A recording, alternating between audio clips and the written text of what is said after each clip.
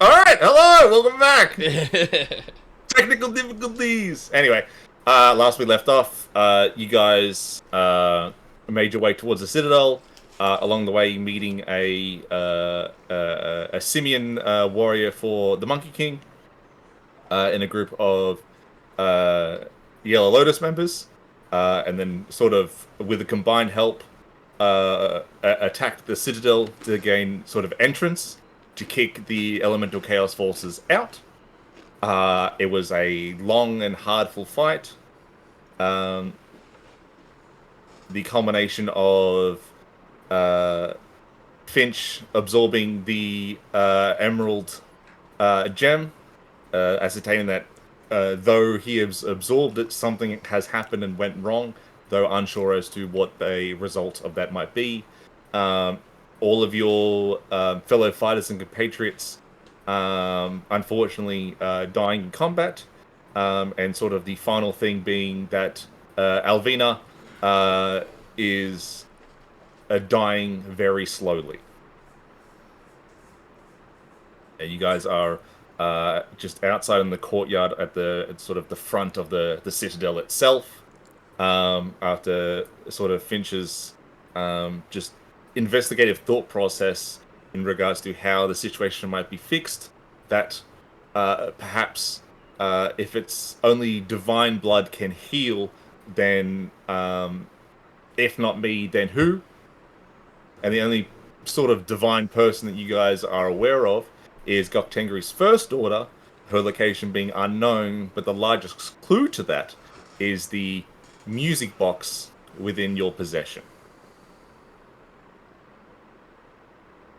That's where we start.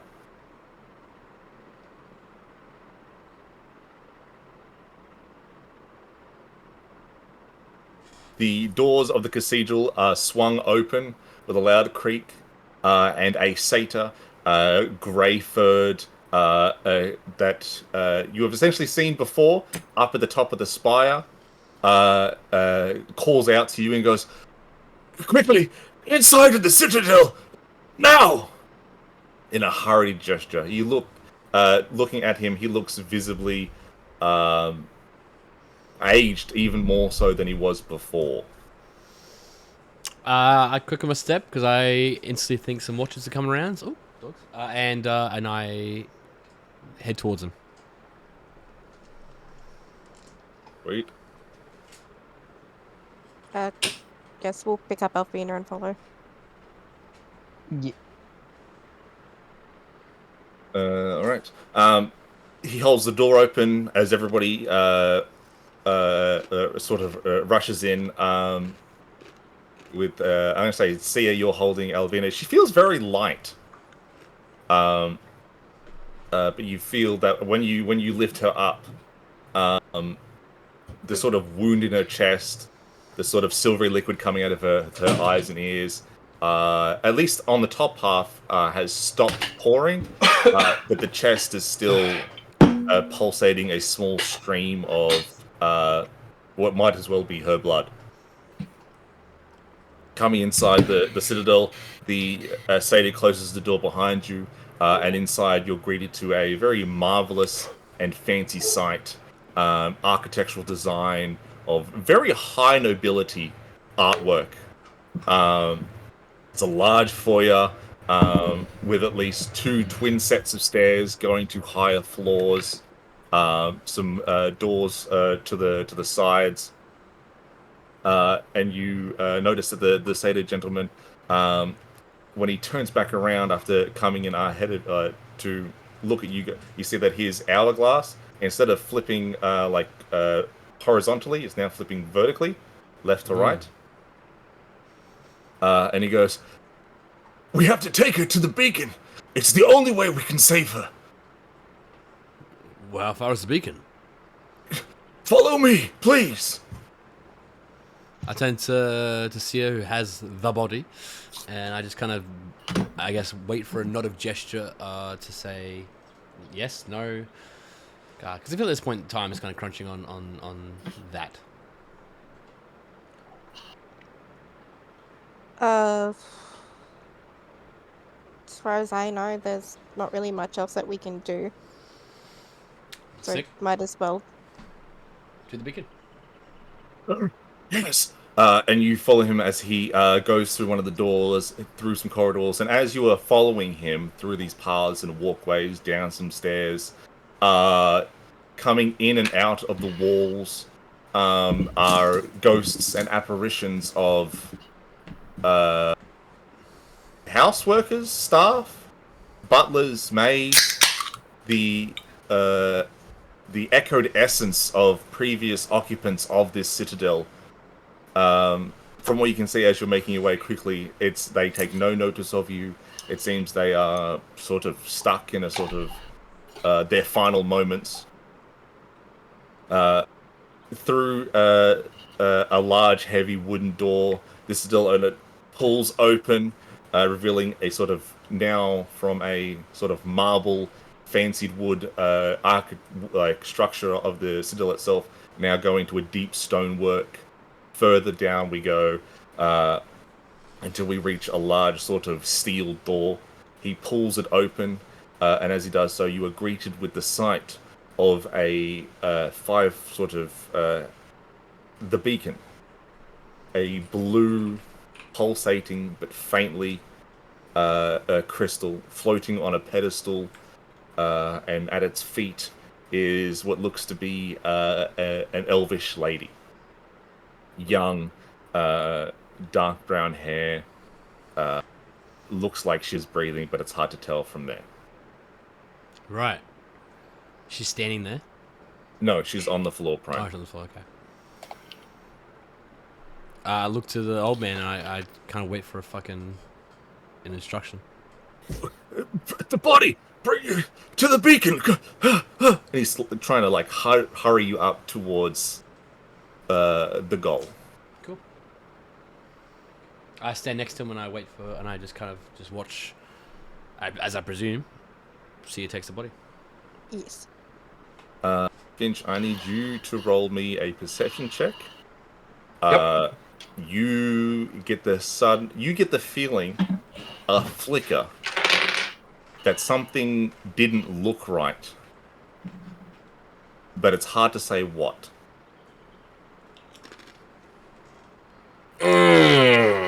Sorry, I had a B problem. That's gonna be a natural 1 Yeah. if I can perhaps use my shrewd investigator to change that. Or if the 1 totally overrides any potential bonuses. No, just because you rolled a 1 doesn't mean anything. Add your modifiers. Well, I mean, shrewd investigator also. Does it affect perception? It does, yes. Yeah, then roll away if you want to.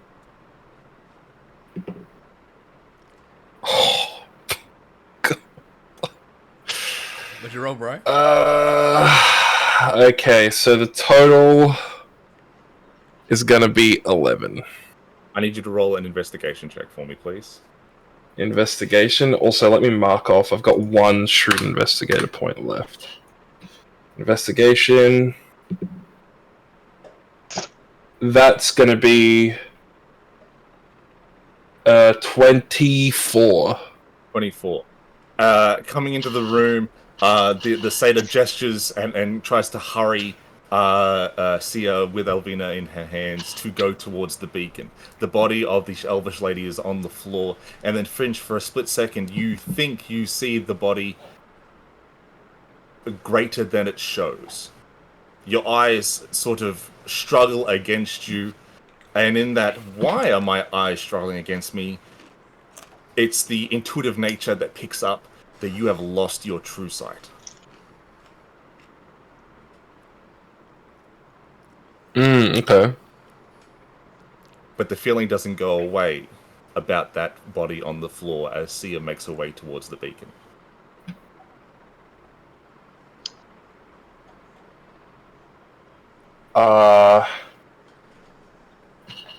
Am I able to sort of run up and have a closer look at it? You can if you want to. As of right now, this is what's happened. Sia is now making her way towards the beacon with Arvina in hands, and this is what you have just like it's all just kicked in as a single flow of thought. Right. Yeah. Then I'll run up and get that.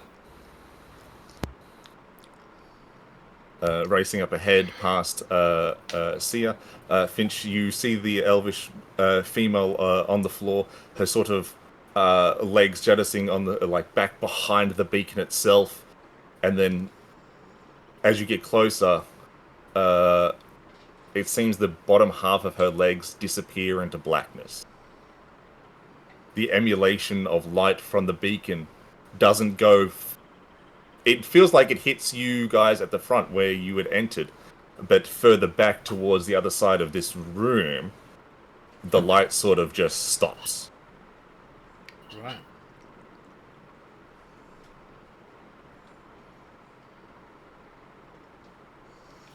When you say her feet go off into shadow, the way my eyes are working right now, does it look like that the body that we're seeing is like an elf lady, and the body that I'm kind of, sort of, not really, but kind of perceiving is maybe half of a person? Or is it just like, potentially this is a kind of long, snakish kind of thing that's sort of come up through the floor and then lain down to look like a body?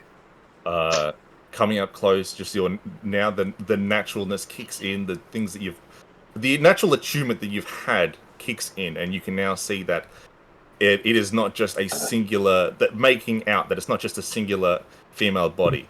It looks like her back legs from her waist going through the darkness. There is more to her body than is showing right now, and whether or not a second guess comes in that it is indeed a elvish female body at all. Yeah, now it's... okay, I see what you mean now, yeah. Well, now that's got me Watcher suspicious. Can I see through the darkness a little bit? I do have pretty fucking decent dark vision. Like, if I get a little bit closer. Oh, I've got superior dark vision, so it's 120 feet. This is not... Oh, actually, my fucking... Would my eyes even give me fucking... I don't have my actual eyes anymore. So I don't even know if I would still have my fucking gnomish dark vision. This is not natural darkness. Okay. So yeah, do you still want to continue up towards the beacon? Now that Finch has sort of rushed past you ahead and has sort of stopped close by it, where this body is? I'm gonna ask what's happening, because I definitely trust him more than any other person we find in this place. Music was pretty trustworthy. What? You saying? Well, I'm just gonna ask what's happening to Finch. There's something wrong with this body. It's not how it appears. My eyes are seeing something else, but there's also... They're not working how they should, how they usually do. Wessel, the hairs on your ears start to come up. Quickly! You must get we need the to child go. to the beacon! We need to go now. We're at the beacon. Why do you mean we need to go? She needs to touch the beacon! Trust Need to me! go. What he says. He says to touch the beacon. See ya. What? What are you freaking out about? He's got to do it. I grab whoever's hand and, and just chuck it on. There's a lot of stuff happening. I'll turn around. I'll take a closer look at the beacon also. I don't know, stuff's seeming weird. Alright. My Finch senses are going off. So we will throw this down. So Wessel, what would you like to do in this situation that's happening right now? Well, are you able to catch me up a little bit? Because I had like a heap of fucking bees in my room and I had to sort that out. I get there's some dude with a beacon, lady that was with us is dying, sort of shit. Okay, so you're down sort of in the bowels of the Citadel. This is where the supposed beacon is. You're being led here by the guy that you guys saw in the spire, the satyr that sort of rode the Watchers. At least that's what he looks like. What he sounds like. And he is very quickly urging you, or urging the group, for Alvina to touch the beacon so that way she can be saved. So as Sia, who is holding Alvina, has made her way towards the beacon itself, Finch has rushed past to ascertain the body of the elvish female on the floor, and has sort of found out that one, it's not really probably not a body of an elvish woman, and that the sort of radiant glow of the beacon doesn't really extend to the back of this room. It sort of just stops, heading along a black wall. He's gonna help carry. I was Elfina or Elvina. Alvina. Yeah, that one. Yeah, I'll help carry her over to the beacon. All right. Finch, if you want to throw me a perception check, please. Yes. Also, have I said that the shit might be an illusion yet? I don't think you have. Perception is 25. 25? Yeah. Yeah. I got it. The something is off about this crystal, this floating blue crystal. There are brief, almost minute gaps in the radiant flashes of its light. And in those gaps, you don't see blue but red.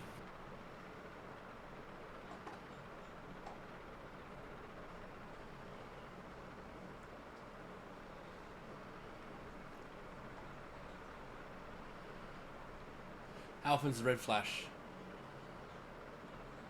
It's very minute, very small, Yeah,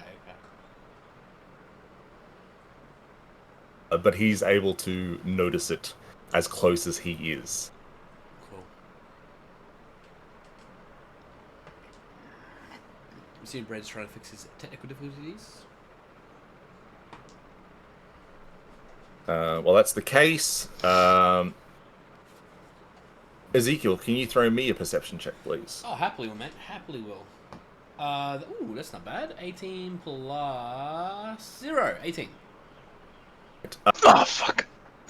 The gentleman that you have followed, the sort of satyr, during this sort of high, intense commotion that is happening of him trying to like hurry the situation along, you looking back at him after being like, "What's going on?" Wessel's moved up. Yeah, I feel like I'm like, if he's here, I'm like here. You know, like I'm kind of watching the group. I'm closer to him. You turn to look to sort of ask him a question or just like looking through the environment, and you notice that for a brief moment his eyelids close left to right. Left to right. Yes. That fucking fully flicks me, and I go, "Are you right?" Yes, I'm totally fine. I'm gonna approach him. No weapon in hand yet. I'm just gonna like, "Can you look in my eyes for 5 seconds, please?" I mean, they're doing their thing. There's no issues there, but just need to see something really quickly. He turns to you, takes a step forward, and he goes, "Yes, you can look into my eyes." I shouldn't have done that. I'm gonna not look into his soul like through the fucking pupils, but I'm gonna like dart my eyes between both of his eyelids and just see if it does it again. All right. I need you to roll for me a charisma saving throw, please. Can do, mate. Can do. That's good. Hey, I got a +7 for this shit. You know, fuck, I'm sweet. 14.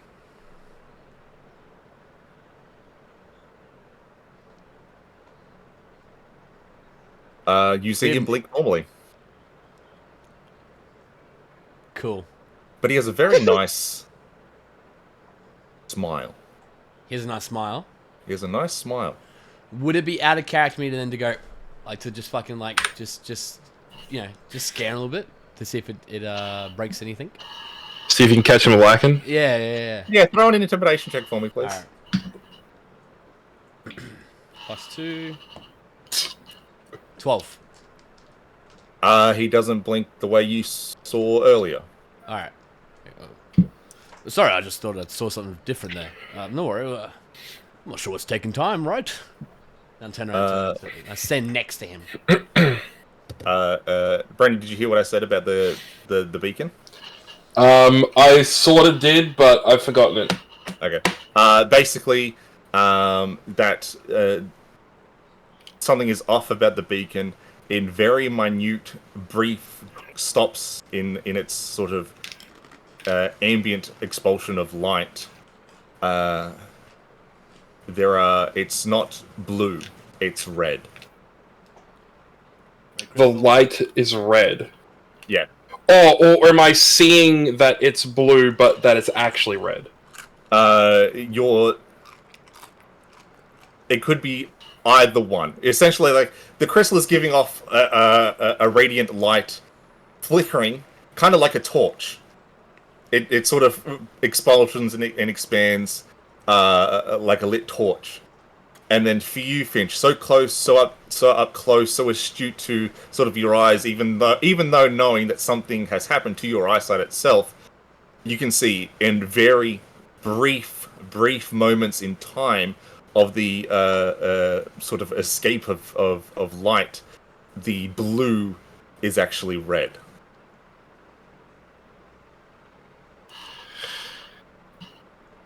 I just go, wait! Something's not right.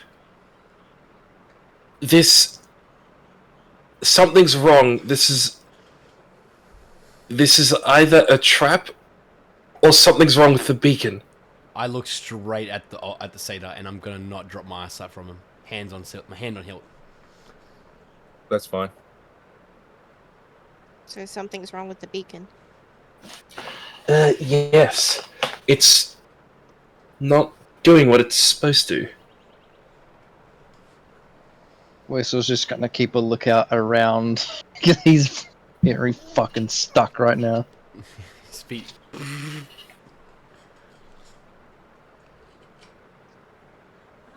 No, that's the beacon.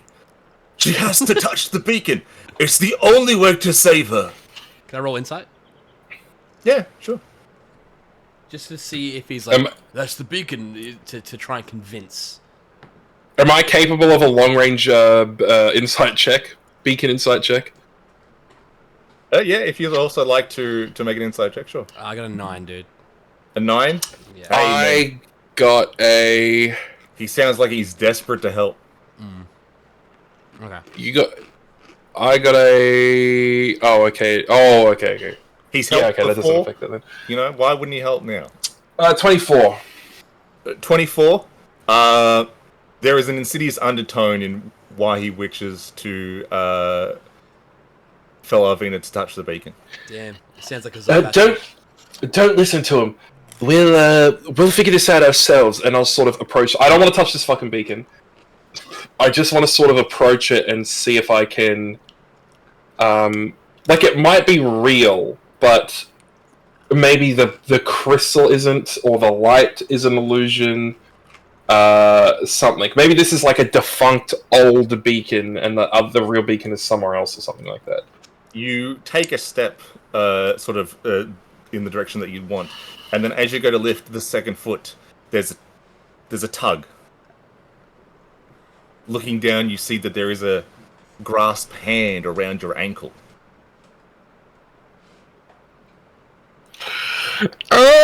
Give me the order and the sentence. Give me the order. This card's fucked. Am I able to get the fuck away from the elf lady who just decided to wake up? The body has not moved apart from her arm. Looking down and across the sort of barrier of black void before like the end of the rest of the room, you see a myriad of other arms stretching out, clawing No, their way out. I know, of it's the a void. fucking watcher. It's a watcher. Dude, if this cunt gets me, I'm rolling a new character. Do I see his foot getting grabbed? Oh no, I'm watching him the whole time. Yeah, you're watching the. Alright. I would like to try and escape if I can. If I hear sounds of Warren and Brandon, I will kill this man. I will fucking. Yeah, roll a strength check for me, please. Strength? Uh-oh. Why don't monks have a fucking dope stat where they're like, you can substitute any strength check or save with dexterity? Wessel, the hairs are fully up. Sia, you see that the wound on Alvina's chest has sort of started to bubble and pulse out. She is bleeding stronger than she was outside. The pool of blood dropping onto the floor, and now, with a mind of its own, trailing off into the direction of the dark, from which there are at least 13 arms crawling for it. Oh fuck that! I would. I would. Yeah, not going in that direction. We go the Strength opposite check direction. or strength save? Whichever one is up to you. Well, it's the difference between a -1 and a +2.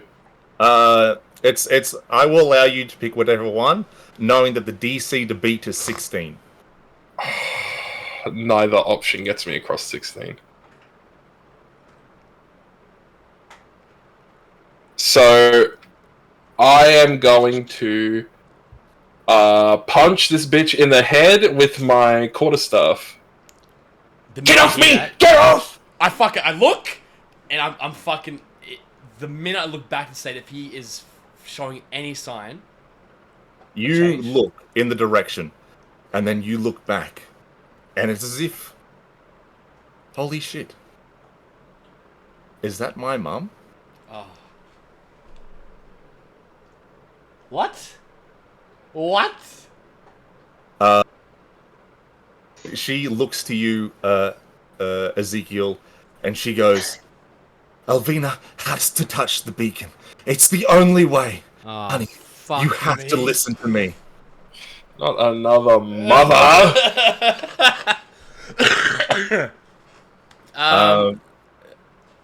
Roll for me an attack roll, Brandon. And then the amount of damage you do will depend on if you are able to be let go of. Can I, before I smack her, Yes. can I use my insightful fighting? Which allows me to scan for a pinpoint place to strike so that I can get sneak attacks without having to qualify for them. I will allow it. So, I need to make a wisdom check against their deception. Yep. So they need to roll for deception, and I roll for insight. And if I beat them, then I for 1 minute I get sneak attacks without having to qualify for them. Alright, I got a 22. Fuck, I got 21. Oh. Fuck. You know what? We're burning the shrewd investigator check.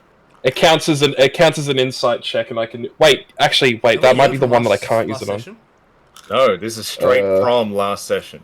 All resources have been... It is insight. It is insight. Each. I rolled a 1. Who wins? We both got 22. I will allow you to win this, stalemate. I will allow it. Fucking God, you fucking rat motherfucker. I rolled a d12 and I got a 1.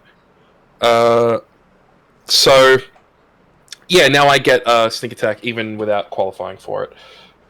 So, I will then proceed to smack her. After all this, if I miss, I'm going to be pissed. That's probably not a miss. Where's my fucking quarter stuff here? Yeah, that is a 13. Oh, 13. 23. 23. 23 just hits. 23 just hits. And now I get to smack her off me. I don't have stunning strike yet. No. But let's fucking go. Woo! That's gonna be 12 damage. Oh, I've already used Insightful Fighting. I can't Flurry of Blows.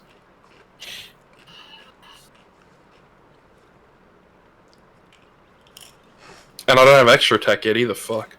Alright, well there you go. I gave him one big smack. 12 was enough. 12 is enough. Yep. Smacking down, the grip on your ankle releases and you step back. And then you turn to look, and it's just that Ezekiel is now transfixed on the satyr gentleman. There are a myriad of hands coming out of this dark void with no attachment to them in sight.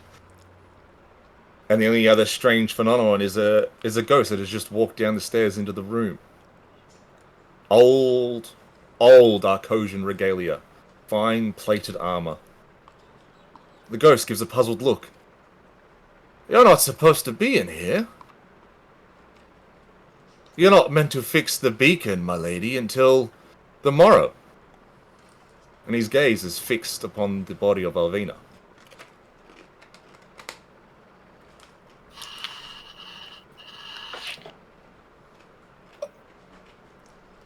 Can I run a little bit further away from that fucking lady? Okay, because I don't want to just take one step back. I kind of want to take a few mighty steps back. This ghost... Where does he come from? Did he come from the way we came from? Correct. Can you show us where we need to go? He looks up and... it seems my lady has a retinue today. Yes! Please, follow me. I will show you to your quarters. And he turns and floats up the stairs. Now's as good a time as any to follow him.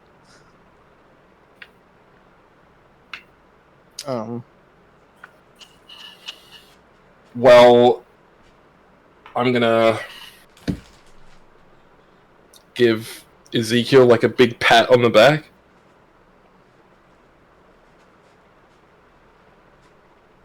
He's still here. Yeah, but he's also transfixed. Oh. What the So, what happens to him? I need you to make a strength check for me, please, Brandon. Natural 20. Alright. I'm back. Ezekiel, you are caught in the visage of your mother telling you that Alvina, unbeknownst as to how she has this information, needs to touch the beacon. And then all of a sudden, there is a heavy pounding on your back, and your vision comes to, and you are staring at the satyr. The rest of your compatriots are moving back towards the door. What would you like to do?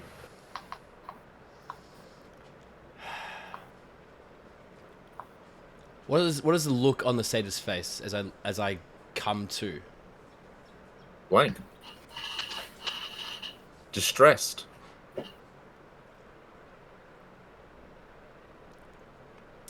And then his eyes close left to right. I swing his neck. With as if I've fuck. Let me just see if I've got a spell slot left. Yeah, I have 1 second level spell slot left. I'll use my last smite, and I'm going to try and take his head off. Alright. Roll to hit for me. Alright. Blessed Divine Smite. Do I have anything that's going to help me out? Not really. Alright, cool. 16 plus 6 is 22. 22 hits. Alright, sick. Do we split the damage? No. good. I'm happy with that. So that'll be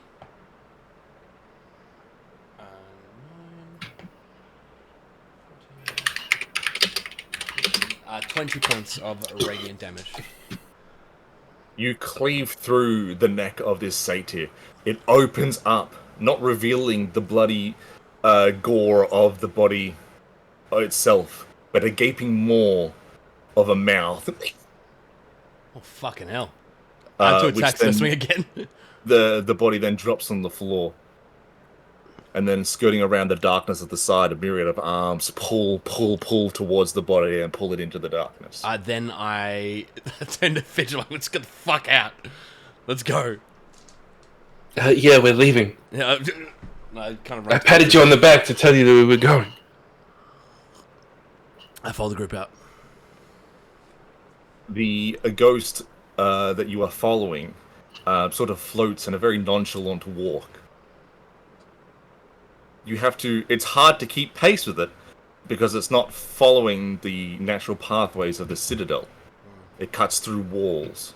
It cuts through floors.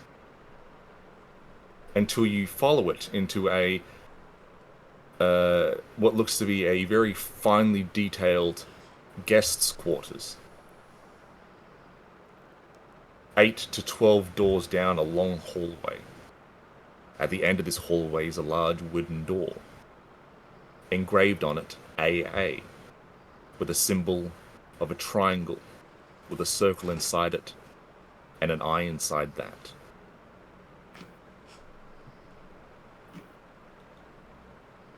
Yes, now, whichever room is your for liking, we were not aware that the lady was bringing a retinue today, and so, as of right now, all rooms are free to be used.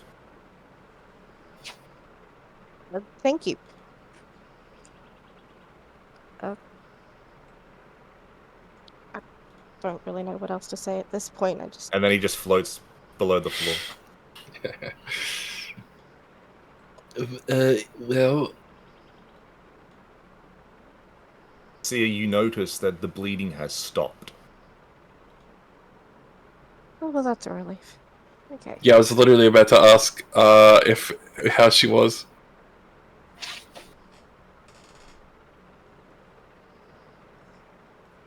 Wessel, the hairs on your neck have gone down, and there is a sort of calm and quietness where you guys are.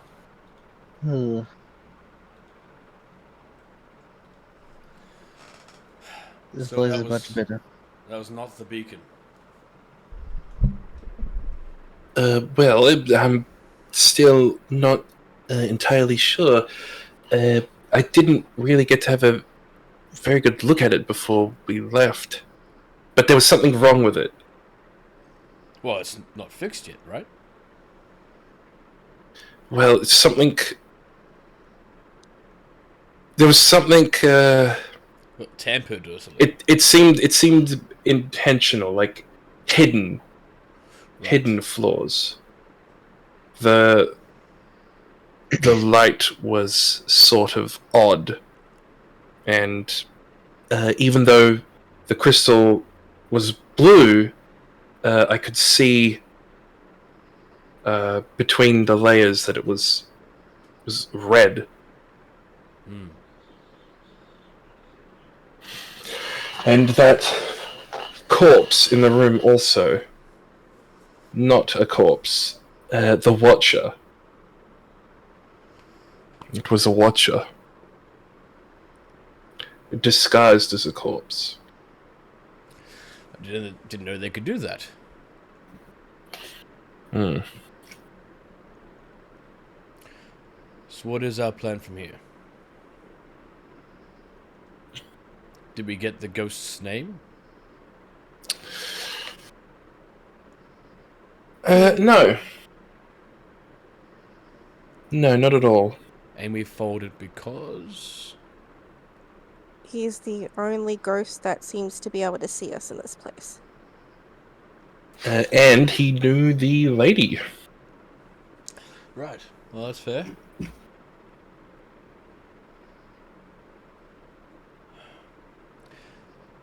If I may, is this... If we're not looking to leave, I very much would like to possibly sleep. I've experienced a few wounds, and I would like to heal them if I could. Need to. Althea seems to be stable at the moment, so Well, 3 against any, so I think this is the time to sleep. And I look for somewhere to sleep. This long corridor with its 12 to 13 rooms, and the final room down the end engraved in something. Trying each of the rooms closest to the stairway that brought you up to here, each door seems to be locked. Yeah. Further down the hallway you go, the more locked doors there are. How many rooms did you say? 13. Fucking 13. Of course it's 13. Okay. Continue, sorry. The further down the hallway you go, doors number 9, 10, 11, all locked. Until doors number 12, 13 are not locked. Upon reaching doors number 12, Wessel, your black dodecahedron crystal starts to vibrate. I'll just pull it out. This is this is starting to shake. Pulling it out, you notice that the strength of the vibration increases when it's held in the direction of the final door.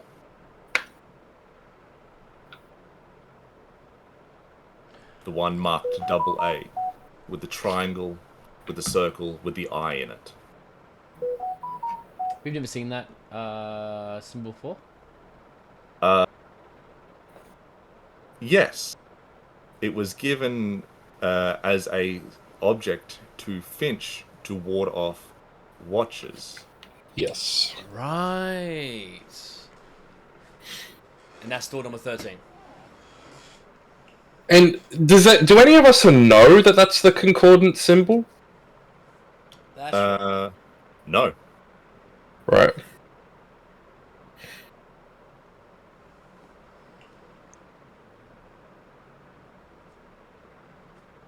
Well, do you guys want to check out that room? I don't really I look mean- at it. I just don't want to go it alone, you know. I'll go in. Right, well, I'll hold on to Alvina then if you check it out. Okay. And I hold her body. Feels very light. I'll try opening the door. Oh, she might be rude. Sia, you walk up to the door, and the experience of dungeon delving kicks in before you put your hand on the handle to know that the door has been trapped. Oh, great. It's trapped. I Uh, suppose any of you know how to open this. I will eyeball around to see if I can see said trap. A perception check, please. I'll find my 20 in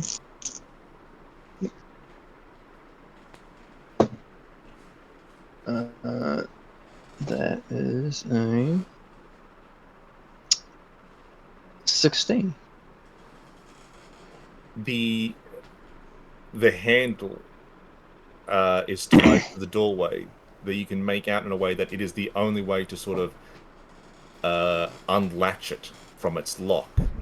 But in doing so would trigger a spell.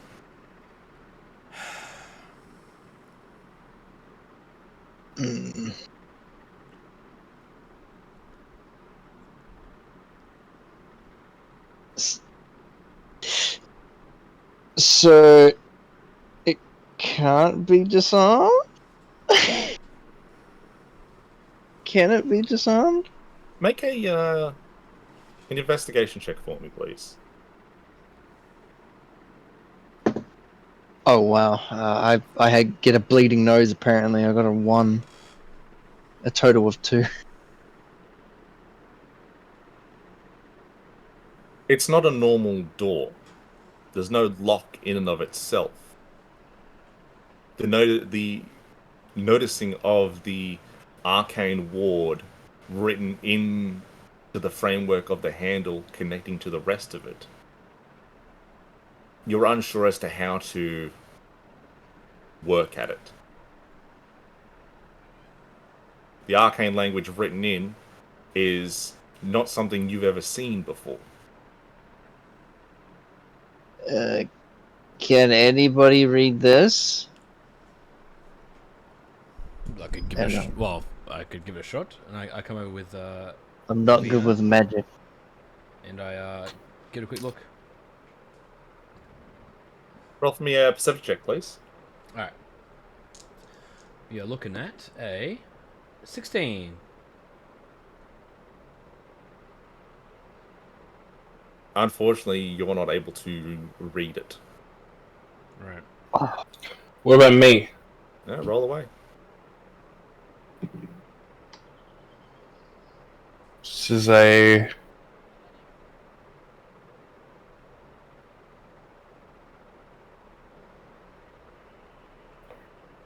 19.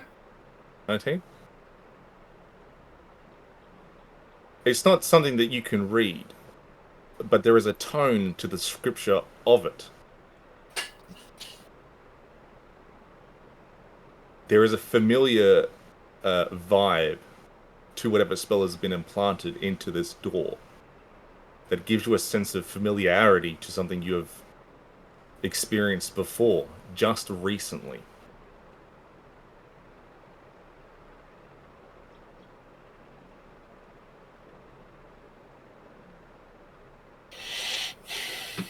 Right. Alright.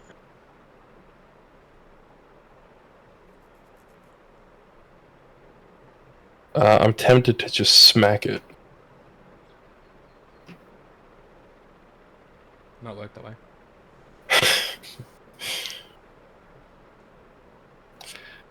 Anyone feel like tanking this? Can anybody tank it? Recently. Yes, recently.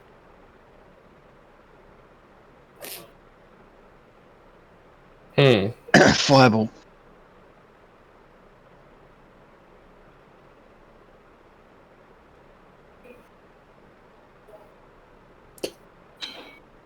The only major effect that could possibly enter that thought is when you walked through and opened the large double doors into the courtyard of the Citadel. Where it dispelled the miasma. Yes. Oh. So it's like a ward. Yes. I'll open it. I'll push through.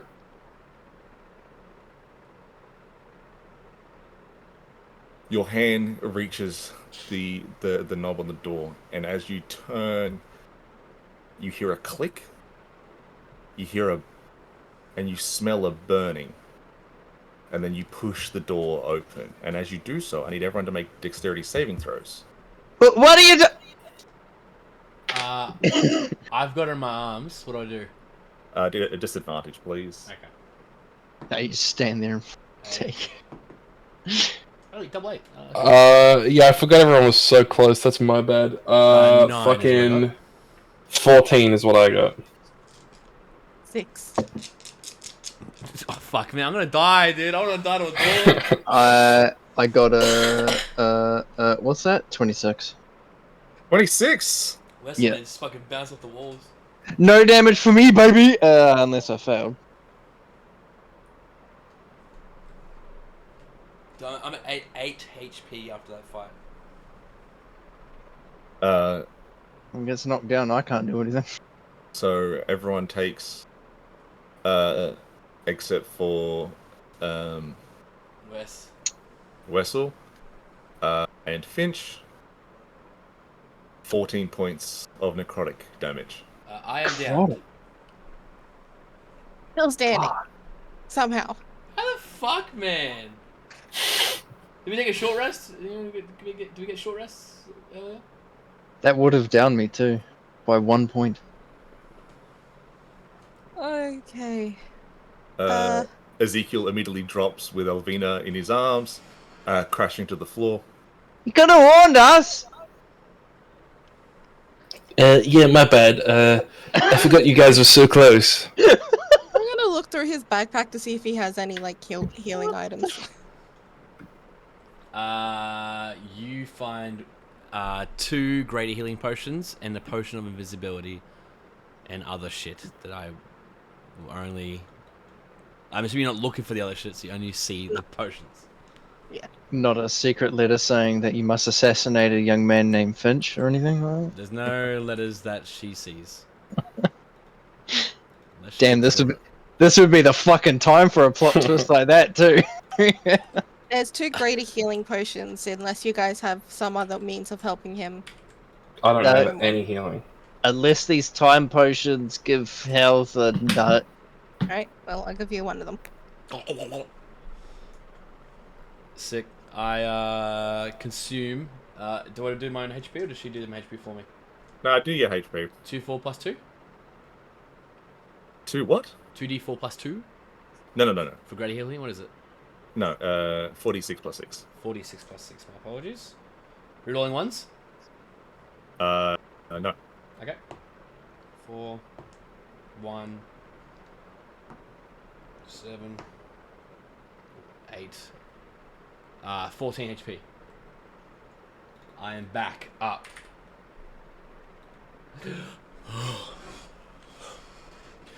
Thank you, Sia.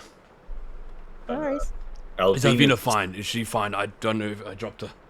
Her skin has turned from a pale white to a dark brown. Oh, she's going bad. We need to get this thing sorted quickly. Is the room fine? As you finish, you open the door to a certain point. There is another click, and the sort of miasmic effect that was around it dissipates. You see inside this room a very plain-looking room. A nice, fine embroidered bed, a pile of ash that looks to probably be about 10 kilos worth in front of a broken, open, silver and gold embroidered chest. 2 bookshelves stacked to the brim with books. A singular desk on the wall next to them, overflowing with parchments of paper, notes, quills, and a wardrobe that looks like it might have clothes in it. How big's the bed? Clothes would be good. The bed probably Hang on, I'll be back. large king single. Size? Sick. Is it against the wall or is it in the middle? No, it's sort of like in the corner. In the corner. Right. The things of this room have been wrapped around. The only thing sort of more center is looking straight forward with the bed on the right-hand side in the corner where a closed wardrobe looks to be. The left-hand side is the table stacked with all manner of paper and books. Yeah. 2 bookshelves full, and sort of in the middle, facing the door itself, is about 10 to 15 kilograms of ash in a pile at the front of a large, open and broken silver and gold embroidered chest. Sick. I will make space on the bed for both myself and Avina to sleep. And I will sleep now. You walk into the room, and an intuitive divine sense pings from the location of the chest of necromancy. Do not look at the chest.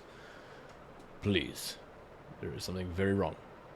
I now instead just put Avina on the bed, and I will try my best to stay up, because I realized exhaustion don't matter to me, so I'm going to not worry about that. And I kind of just sit down on the bed, and look at the chest and figure out how the fuck can it be 10 kilos of ash. That shit is heavy. That's fucking whack. It gives off an old and very evil vibe. Yeah. Maybe we shouldn't sleep here. I think maybe. What? When is the ghost coming back to see us? Tomorrow? It's what he. Excuse me. It's what he said. Right. Well, yes. If we're gonna be in this room, let's not touch a thing. Fine. Then, without touching anything, I'm going to have a look at the papers to see if I can. I don't expect to be able to read it, but like discern what they might be. Like, are they ledgers or a diary, maybe?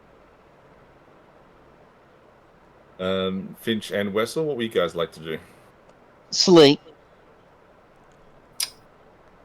I will. I'm feeling like a decent, so I might stay up and look around the room.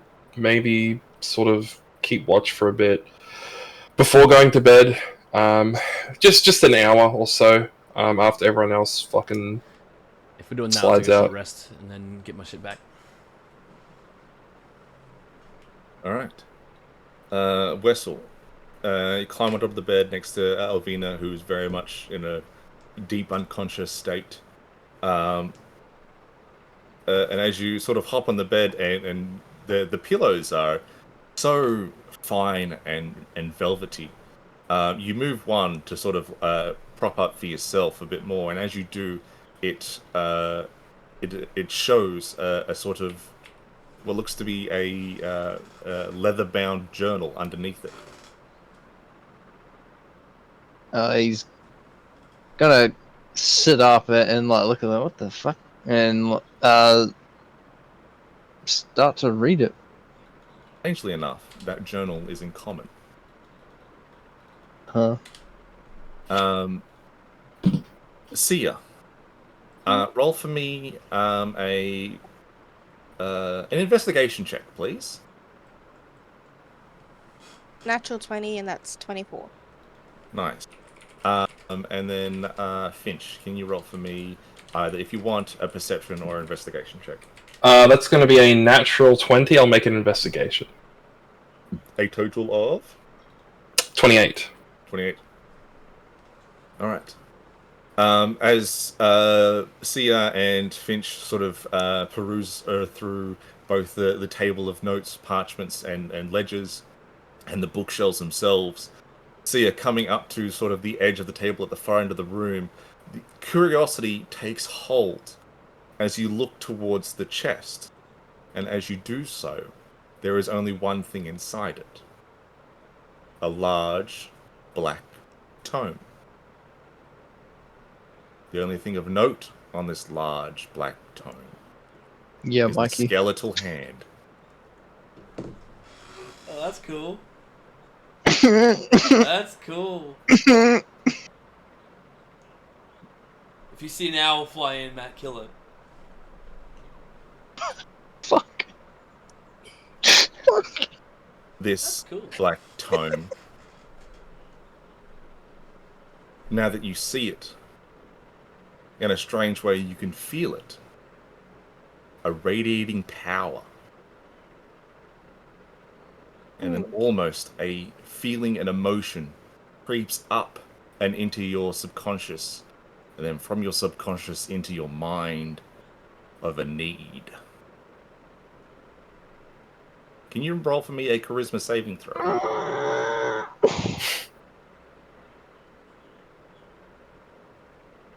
15. You are able to. Oh, sorry. Charisma? Yes. 16. If willing, you are able to tear yourself away from that thought.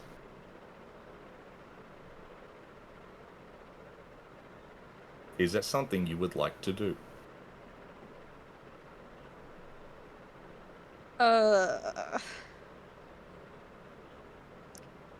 I would like to be as cautious as I can. but Yeah. I would like to look at it a little closely without touching it yet. All right. There is a snap of movement, turning your direction and attention towards the whole of the chest. It broken open, leaning closer to get a better look at this black cone. And now the closer you get to it, you can physically feel the sort of radiation of power emanating from it. Roll for me, if you will, a history check. 10. This thing has rolled 3 9s in a row.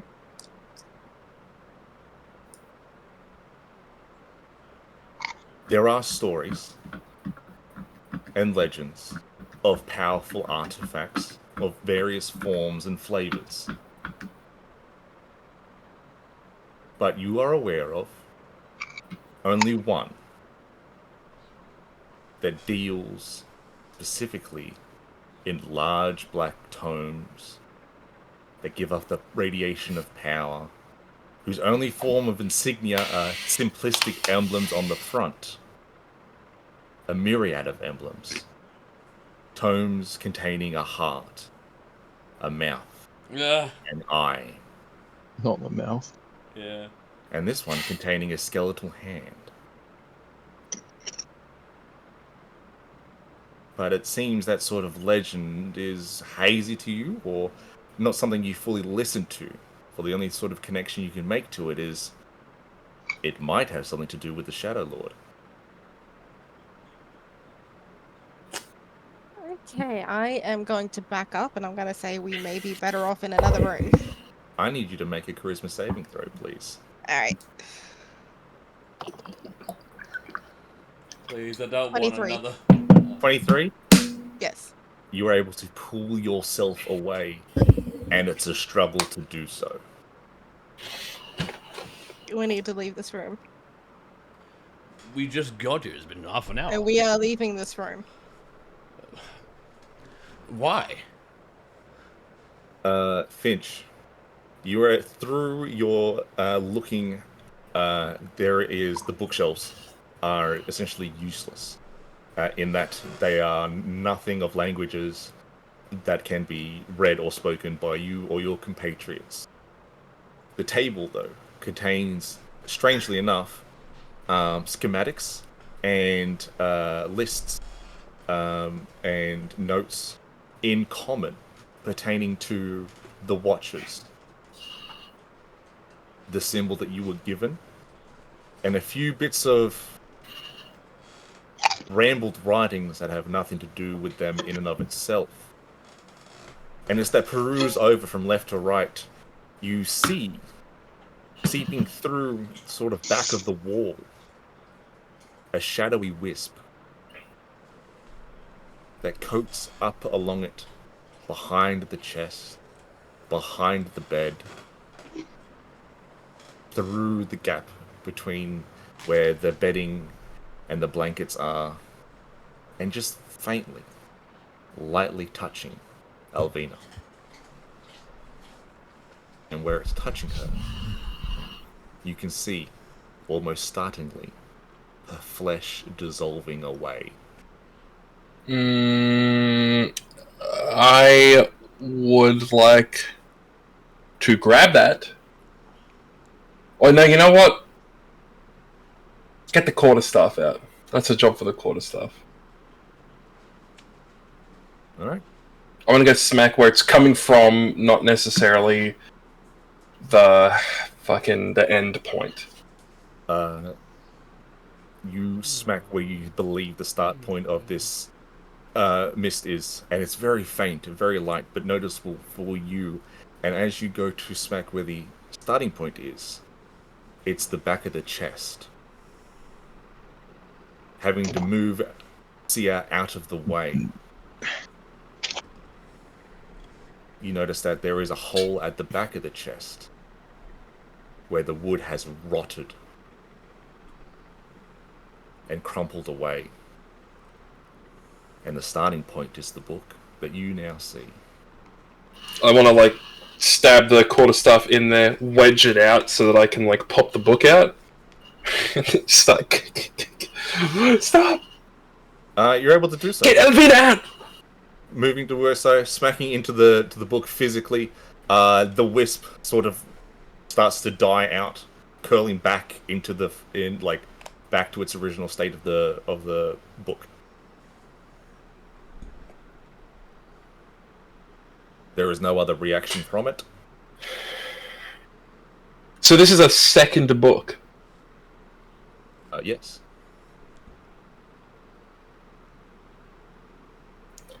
Yes, I think I agree with finding another room. Coming out and looking at a second black tone of a mouth Oh. in a twisted grin.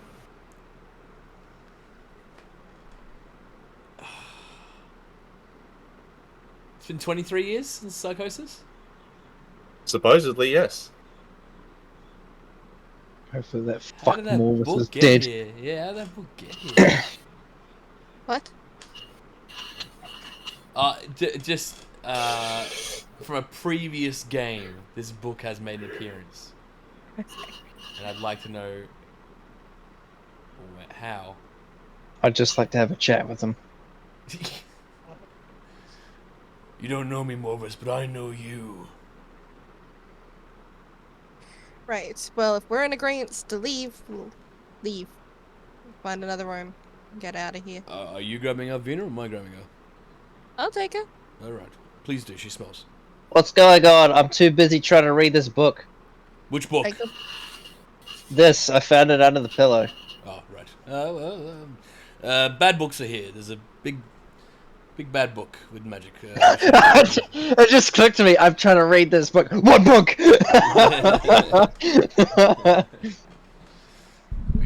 I mean, look, the other rooms were locked. Anyone good at lock picking? Surely. There was one other door that wasn't locked. It was door number 12. Oh, my bad. Well, let's go into 12 then. As you hurry up to grab Alvina to get out of the room, some of the covers and bedding loosen, and as sort of her leg snags on a bit of bedding, pulling it off with her, reveals a worn and almost battered, but still faintly visible, aqua-style cloak. Pulling her out of the room itself, towards door number 12, is easily able to open, and inside is a lavish, surprisingly large 4-bedroom unit. Oh.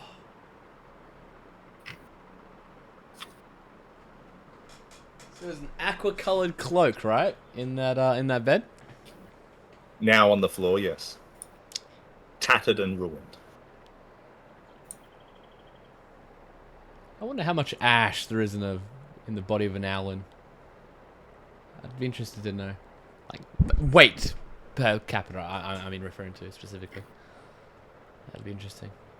Alright. I tend to Finch and go, Finch, do you want to walk into this room as well?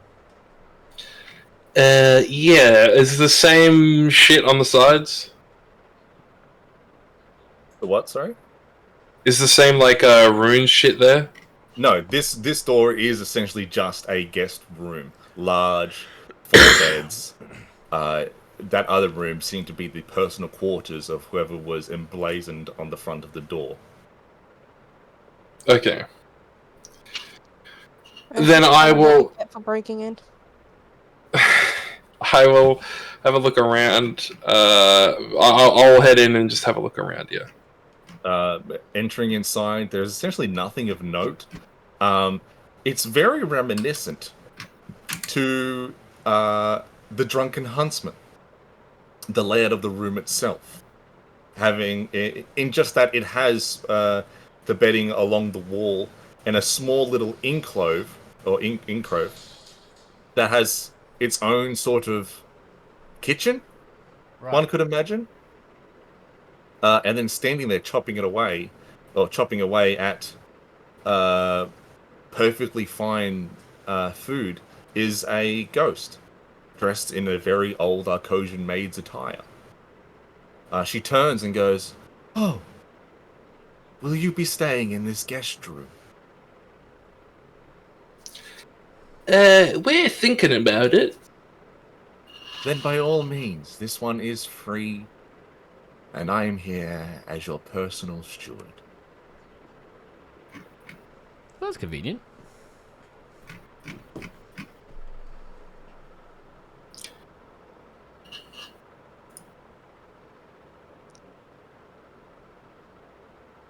Excellent. And then Is she there goes back anything to chopping up vegetables. It's like unseen hand.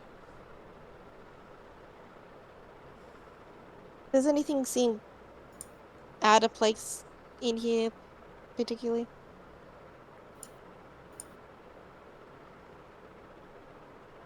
Who are you talking to? My eyes, I guess. Hang on. No, nothing really seems to be out of place here. It seems to just be a very well furbished guest quarters. If I may, ask this man, Lady. lady, sorry, excuse me, miss, who was staying in the room next to us in room 13? Oh. She turns to you, and her visage sort of like ripples and then changes into what looks to be a hobgoblin goblin.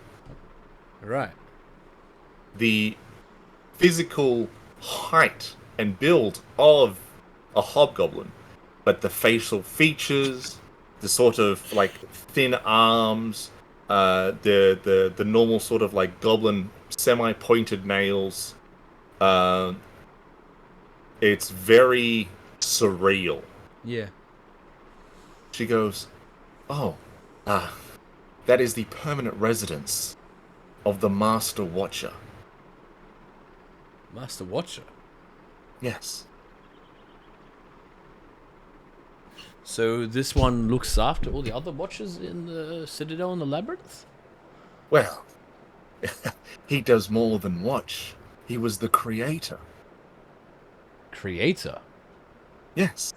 How often does he visit his quarters? Why, he visited yesterday, and he'll visit today. He comes by at least once. It's not Morvis. It's It's someone else. Tomorrow, I am sure, if you are staying, you'll be able to meet His Majesty, the Emperor. Oh, no. Yeah. And I'm sure that you've never... Have you met His Majesty? I have not, no. You've never met Goktengri? I doubt that's very unbelievable, of course. Well, you know, I've heard of, and I've met him in statue form, but I've not met him in physical, Then that handshake means form. that you are foreign envoys. Well, we're from Arcosis. Oh, well, I'm not, no. I'm sorry, I don't know where that is.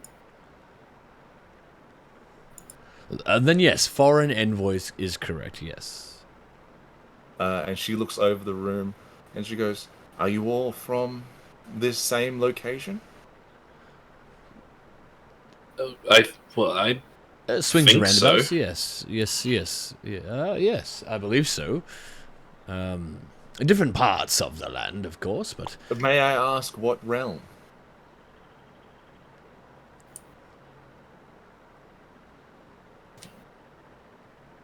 I'm unsure of the realm, specifically. Which realm are you from? I'm from here. And this realm is... And then she sort of, there is a twitch. And she scolds. And she goes,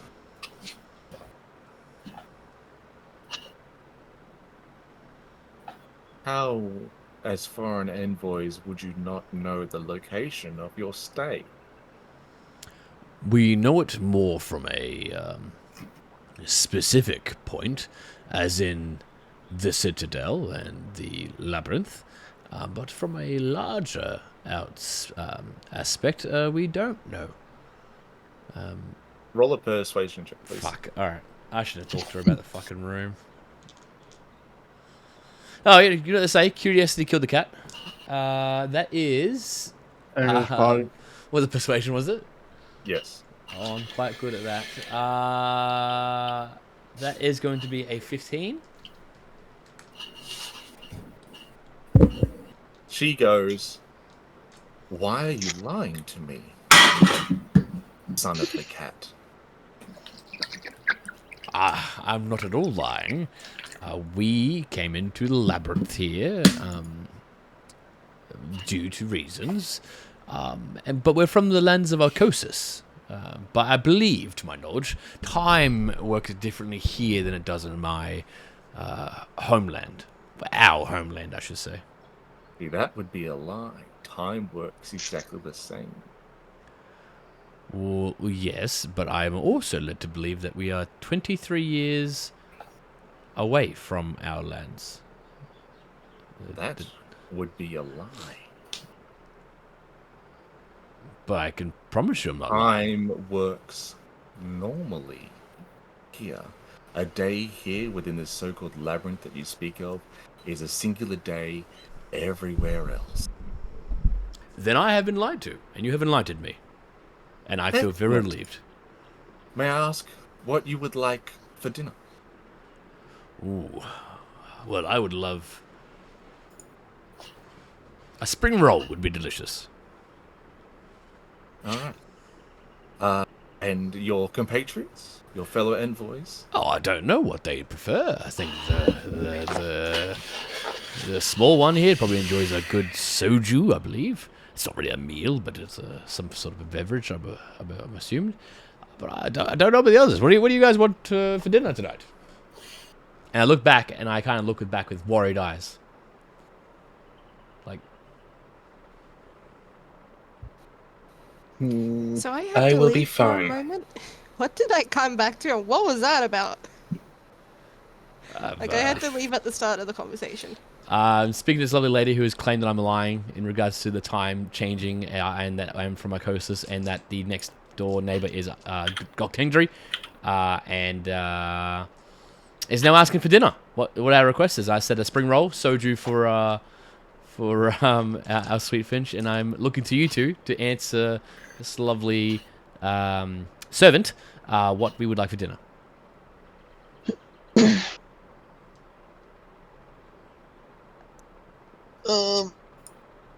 You got any bread? Well, if you would like some bread, I only ask what kind. We have access to all forms of bread. Get me a really seedy one. Indeed. I Thank can you. do that. If you give me but a couple of moments, I will give you your tonight's meal. Know Thank that you. I will not be personally staying the night. I will leave, and I will lock the door behind me. And then the door will be unlocked come morning. That's I just look at Ezekiel like, oh. reassuring. What if I wanted to have a midnight leak into the hall? Could I do that? She puts a ghostly hand on your shoulder, Yeah. and she goes, Your dick zips shut. I'm sorry, but as foreign diplomats within the Citadel, you are barred from wandering around. Oh, that's without fair enough. Guarded escort. Well, that's totally fine. I appreciate that. As far as to make sure that the statues were correct, if one Goktendri was to come past our door, and I was to say meet them, do they look different to the standard statues that I see of him?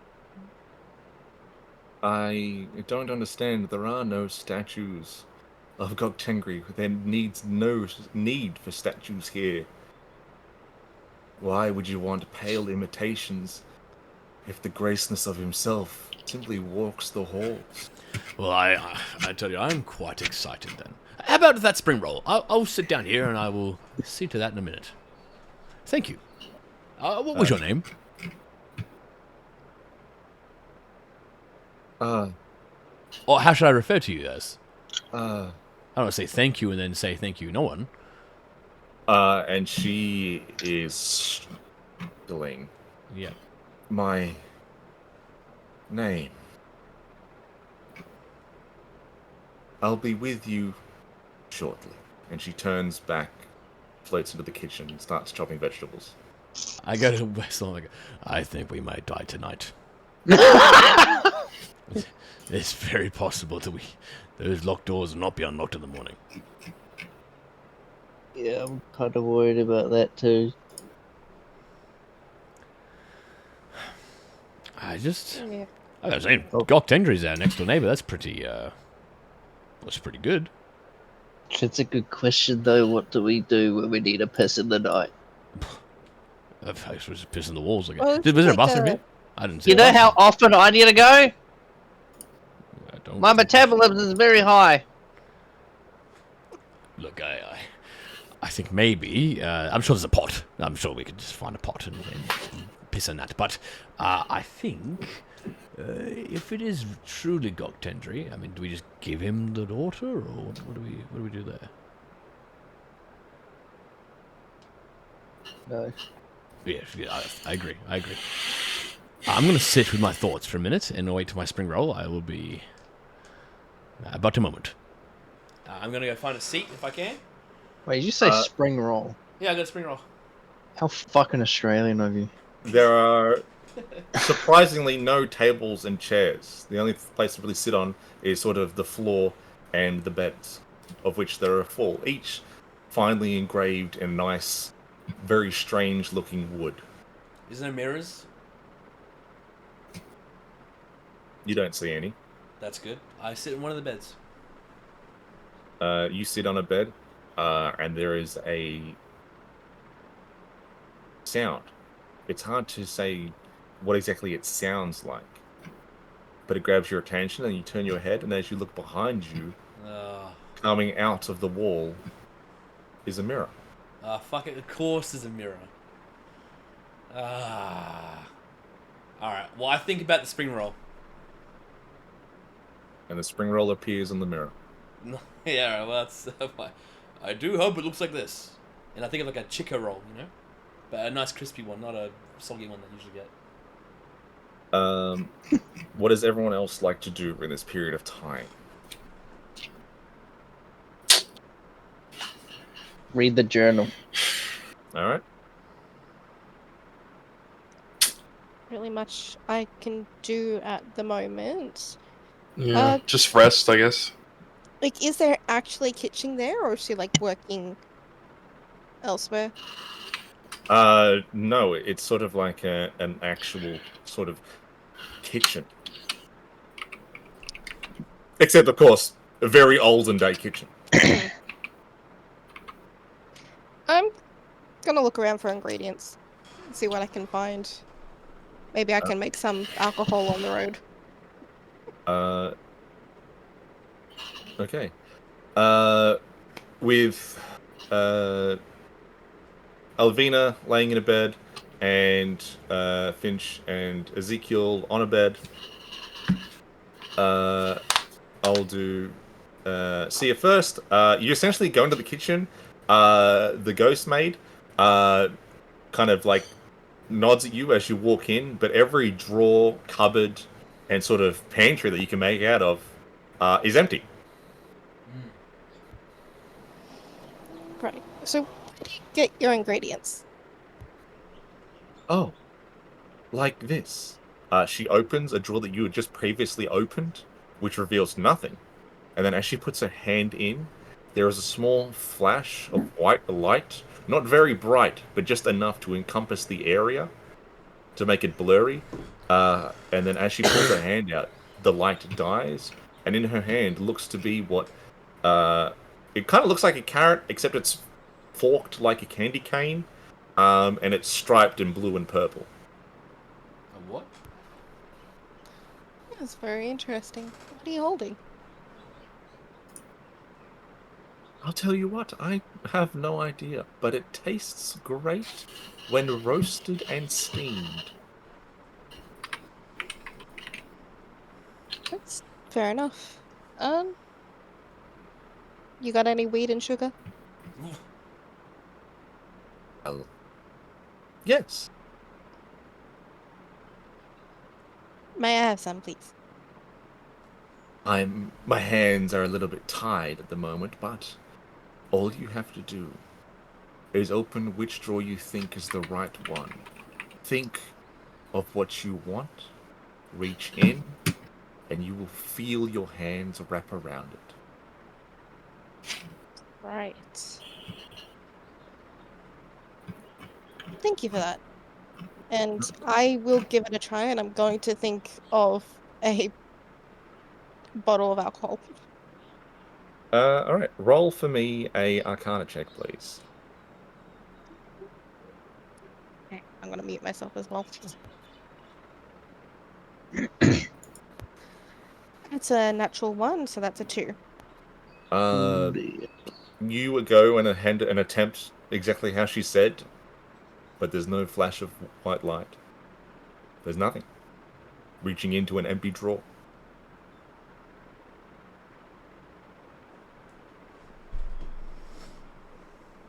She turns to you and goes, I'll tell you what, sweetie. I will create what it is you would like and have it waiting for you by the morning.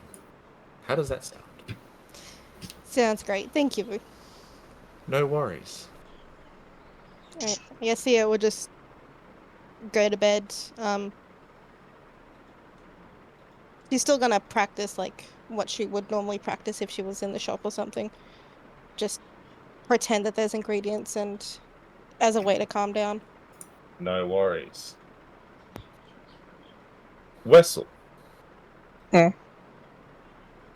This brown leathered book, this journal looking tome. Opening it up, you see that it was in common gifted to one AA, one Alexinus Arclight. Wow. Master Watcher of the Labyrinth Supreme, friend of Goktengri, father and husband.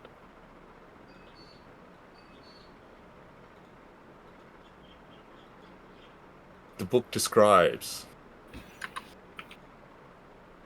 for the first few pages, how Alexinus found himself in the employ of Goktengri. The creation of the labyrinth as a whole.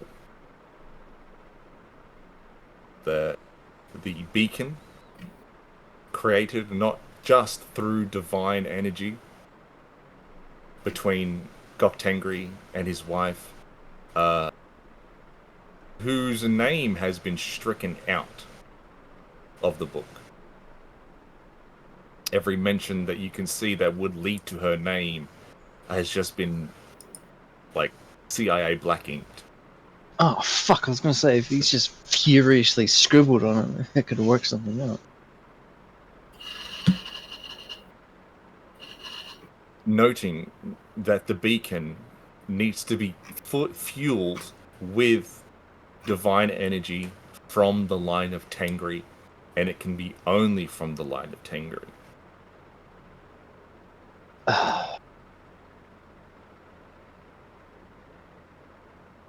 that the beacon has to be refurbished essentially once a day. But if it's not, it still holds reservoirs of, depending on how much energy is put into it, it could last. He's unsure of. It's all still experimental work, but it does work. So he's unsure but satisfied. It talks about the unnamed wife and child that he has, still waiting back home. But the name of this home is unreadable. It's in a language that you're not familiar with. Oh, wow.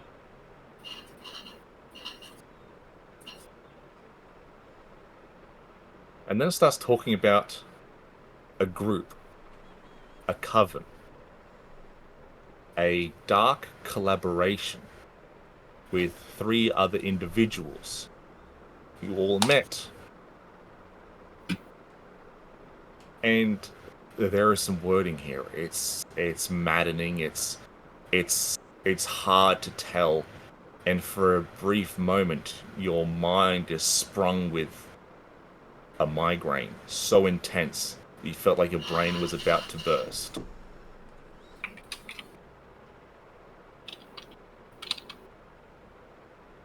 It talks a lot about regret. What has to be done. The Watchers were created as a safekeep against any sort of anti-faction political works that Goktengri may face. This place was created as a safe haven, as a crossroad point between other realms to both trade and trade, culture, families, intersectional, away from their original laws that they were bound under, the original deities that it came from. A subversion of the natural divine order. Goktengri was making enemies of the other pantheons.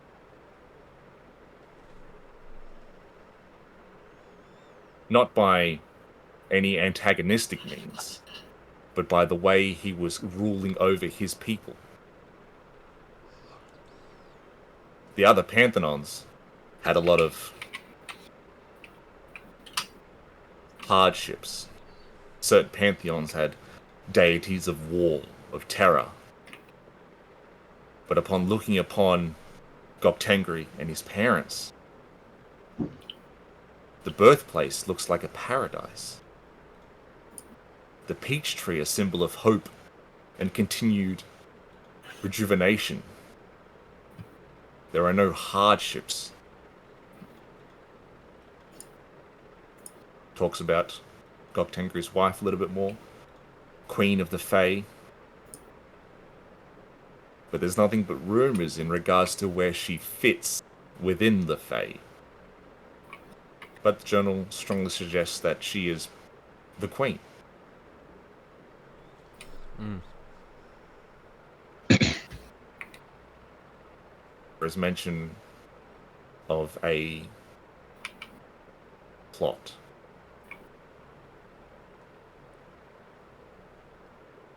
The noticing that Goktengri pushes certain emotions to the side.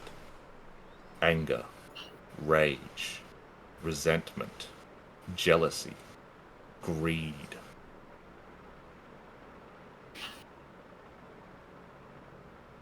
None of the others have noticed, but this Alexinus has. And Alexinus notices that something else has noticed Goktengri's weakness. The Void Lords. Far beyond the realms.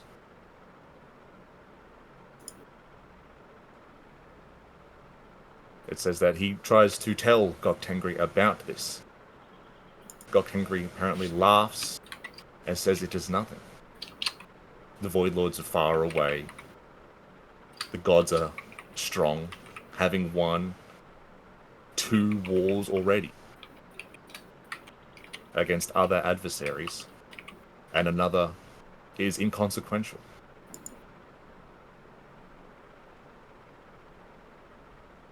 The book starts to turn dark, the writing's more scrambled. Alexinus has lost his wife and child. On a raid happened within Goktengri's borders. Alexinus asked Goktengri if he could bring his wife and child back. Goktengri refused.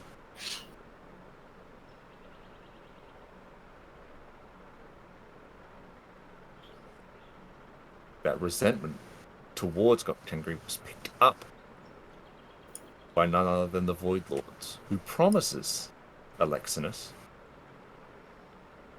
that if he helps them in their grand designs for the future of the world, he will bring back Alexinus's wife and child. But to do that, he has to make some friends. 3 others. Alexinus notices that these 3 others, whereas he has been turned into a dark man of necessant needs, these others were dark men from the beginning.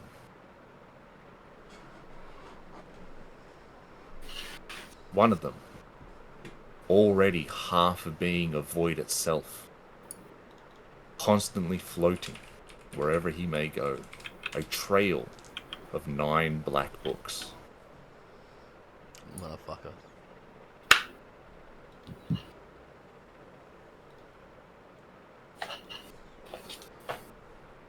He works towards Goktengri's demise. There are weaknesses within the labyrinth. There are weaknesses within the personality he finds of Goktengri and his wife. That weakness being their child, who they are blind to, not of love and reassurance, but of her curiosity, of her innocence, which unfortunately he must exploit. And he does.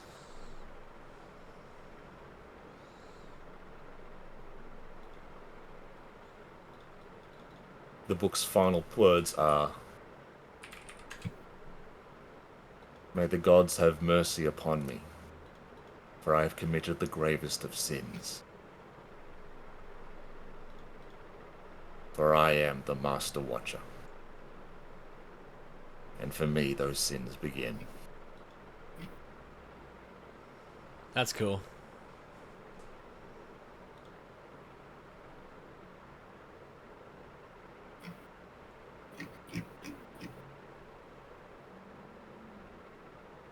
After that, you feel pretty tired, Wessel? You are the last to get to sleep. Oh god. I sleep first.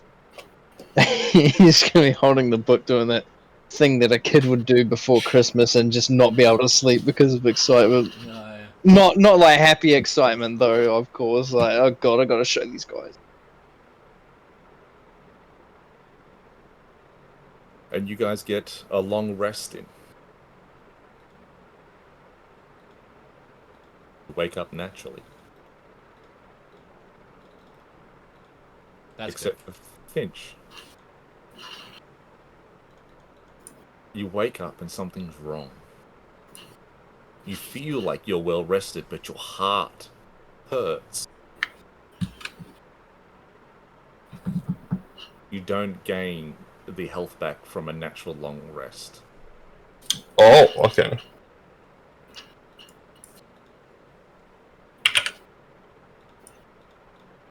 The only way for you to gain health back is to spend your hit die. Oh, yeah, that's right. Oh, yeah, that's right. sick. All my shit is back. And that happens at any time, right? Yeah, you can spend the hit dice at any time. Unfortunately, any maximum roll on the hit dice has to be re-rolled. Any maximum? Okay.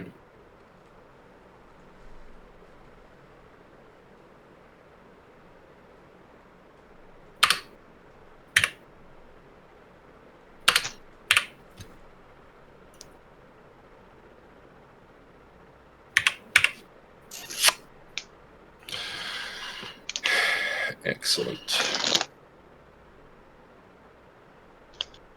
Almost out of your control, your skin goes from its greyish green to an emerald color, and then back to normal.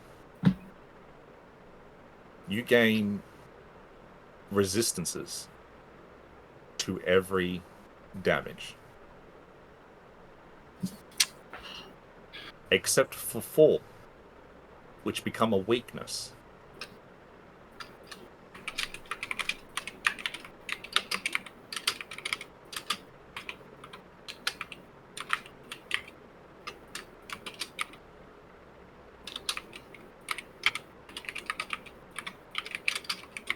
Force damage.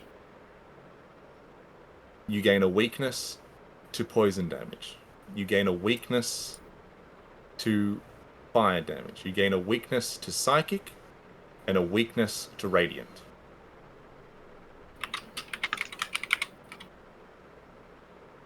Every other damage type, you gain resistance to.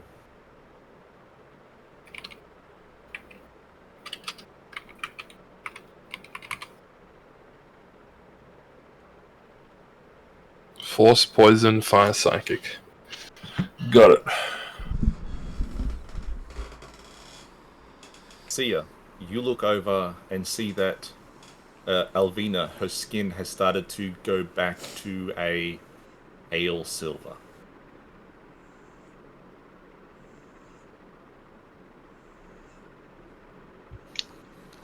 Well, that's good to see at least. So what's the plan from here? Well, I suppose we just take another look at that beacon. I guess find out if it's safe for Alvino.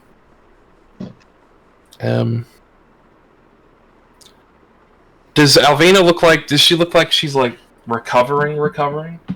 No.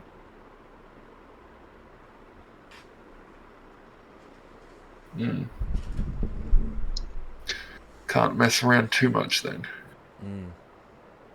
The fuck are these bees getting in? What the fuck?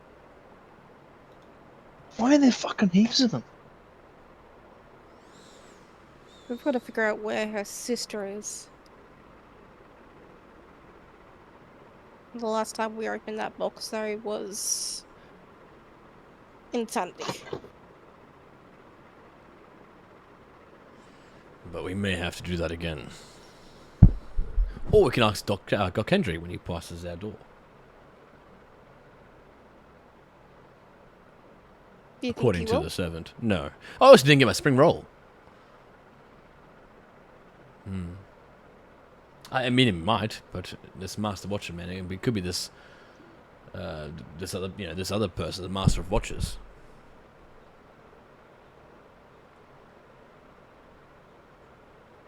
Going the wrong way, clowns.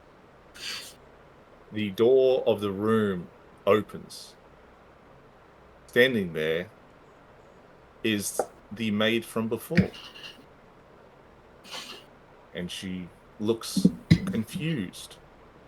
She floats in and goes, "I'm sorry, I was not already aware that I had patrons this morning." Yes. Yes, we were here last night. That can't be right. There was no one here last night. Well, there was. You introduced us and you made us a spring roll. No. This bitch is on a loop. I didn't make you anything. I don't know who you are. Maybe one of the other servants could have done it. Maybe. She floats back, closes the door, and locks it. And it locks it or unlocks it? Locks it. Are you able to let us out? We're just, we need to pee. I will find the commander. And she floats through the floor. Oh, right. Well, hopefully that works out well. Just go around the... No, fucking stay out. Oh.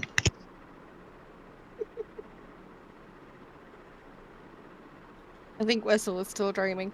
Yes. Well, I'm holding the fucking curtain open for these two dumb fucks to get out, but they can't work out. Oh, you're fucking in the fucking way. It's glass. Fuck. Why are bugs so fucking good at getting inside places, but fucking shit at getting out? Go. What? What the fuck? And more keep coming in. Oh. Don't fucking come over here.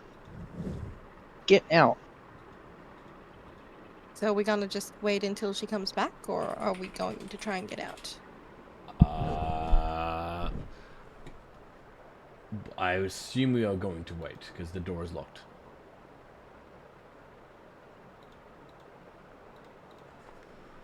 But I mean, we could try and get out, but I just feel like we may not have the chance. Right. But if she's not back in an hour, then we shall bust out. Hang on a sec. Yeah, just consider me following. Right.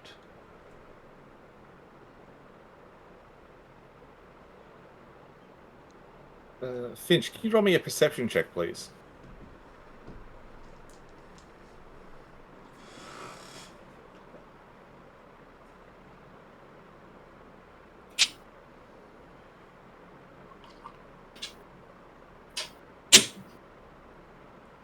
Yes, give me a sec.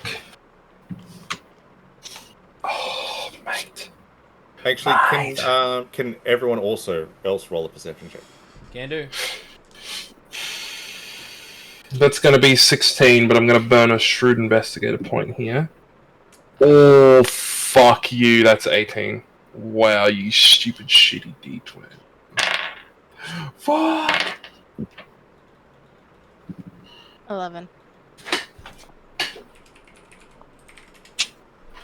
You are the first to hear this, Finch, as it sounds like murmuring from the wall behind. As you sort of hone in to hear this noise, it sounds like the sounds of skipping. Sounds like a couple of kids, but they're singing something in unison. Something along the lines of it's. And you hear the word shrine. It's muffled, and you hear the word forgotten. This that we might remember, and then it's muffled again, and then it was stolen, and then it was our eyes once were blinded, and then the rest is unhearable. Right. Okay. And I hear that, that's like, what, outside the door? It sounded like it was coming from the wall just next to you. Oh. May I approach this wall and press my ear to it? You can. Pressing your ear to the wall, you no longer hear the singing, but you hear the sounds of quiet chattering, quiet whispering, and then children, please step away from those walls. Head towards the study area. Your lessons are about to commence. And then just, yes, head mistress. And you hear the sounds of echoed footsteps walking away. Hmm.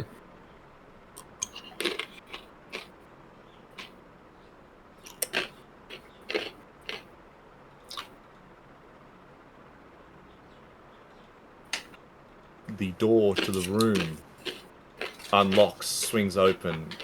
Standing there is the armored gentleman that originally showed you this area in the first place.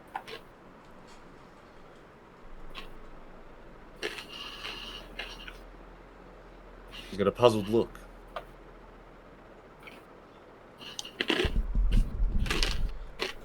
He's trying to figure out what exactly he's seen. Is everything all right? I don't think I've seen you before, nor do I remember your being acquainted within this room. Not today, not yesterday. It was I yesterday. asked how... No, it wasn't. Well, it was. The previous occupants of the room looked nothing like you. How else would we get here? That is an excellent question. And then he sees Alvina, and then he twitches and he goes, "Ah, Your Grace. Yes, I am sure that within the next several hours, you'll be ready to partake your energy upon the beacon. Please be aware that your husband, as voracious as he is, has decided that he will visit the Feywild. Planning to visit your sister, I imagine. Please know that my condolences and my sympathy towards her."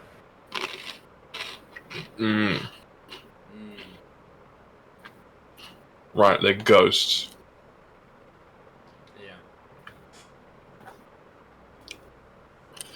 Yeah. If I may, the lady is injured. Is there anything we might use to make her feel better? The lady cannot be injured. I see her plain as day in all her elegance. It looks magnificent.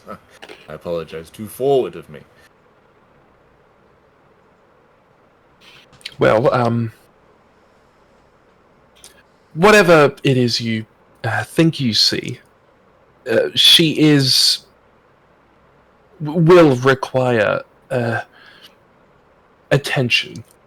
Is there anything that you have that might heal one such as her? I am not a god. Only a god may heal gods. And unfortunately, the last god has just left. Doesn't Gok Tendri, the next door neighbor? No. Oh. Gok Tangri does not live next door to the guest quarters. Well, that's what the lady was telling me before. I dare say she wasn't, and you picked up wrong, my friend. I guess anything is possible.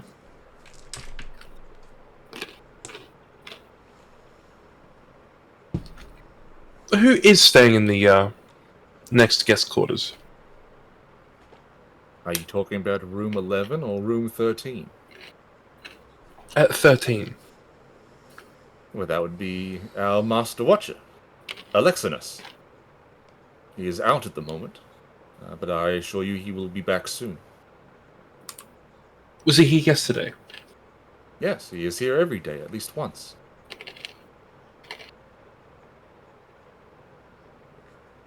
Well, that's Right. reassuring.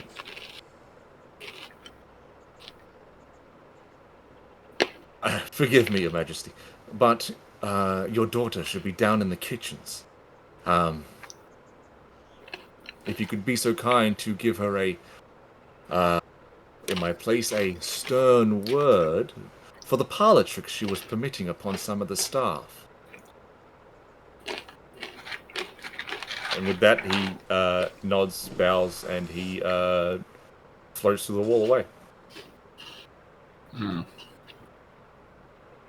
They're old. And we're still locked in. Door is open. I see. Well, I reckon we probably are best to get out of here. We're looking for her daughter, then maybe we should go to the... What did he say, the kitchen, was it? Yeah, but is Avina going to survive until then? She seems to be coming in and out. You got a better idea? I don't know. Because I am open to ideas.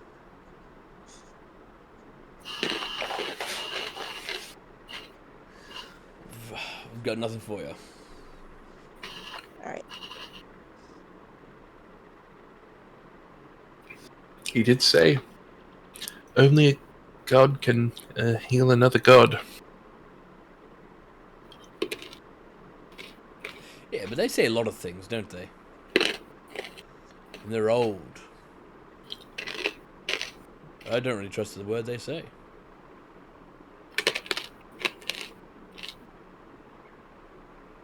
I don't know that they've necessarily been lying to us. No, I just think their perspective is. It's outdated, is what I would say. You know, they're all set to a particular timepiece. Who knows what is actually accurate and what's not?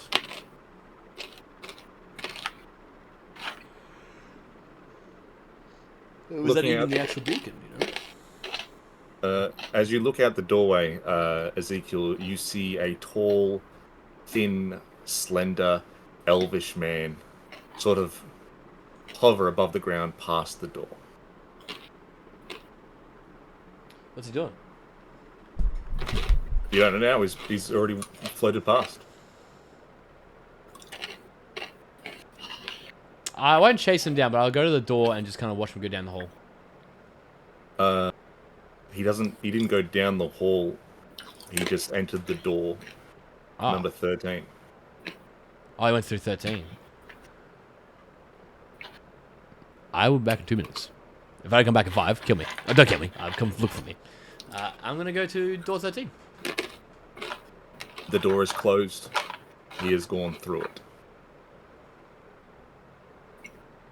Couple of knocks. I'll leave the room regardless, just so some other fucker doesn't decide to come along and close it again. Yeah. There's no response to the knocking. I try a door. Alright, I need you to roll me a... No. Well, maybe. I don't go to open it. I just want to see if it's unlocked, if it's locked. Yeah.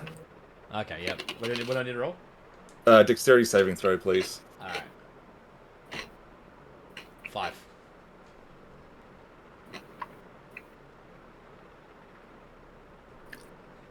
Uh, 16 points of necrotic damage. Alright. Cool. As the door handle reacts to your touch, Yeah. not at the fact of you trying to open it. Yeah. I then open the door. You open the door, and it's the exact same room that you left before, except floating in ghostly apparition is a slender, pale, long silver-haired elvish man who is floating, but not like the other ghosts. In what sense is he different? In that it almost looks semi-solid. Like Right, he's okay. floating above the floor, looks purposeful. Right, yeah. Like he's levitating above it. Yeah. I go, oh, I'm sorry, I didn't mean to intrude. I was looking for some help, I guess. This place is very odd, and the people visiting us in our room in 12 have been really quite all over the shop. I just want to see if I can get your perspective, if I may. You're not supposed to be in here. You're not one of them. What, You're not.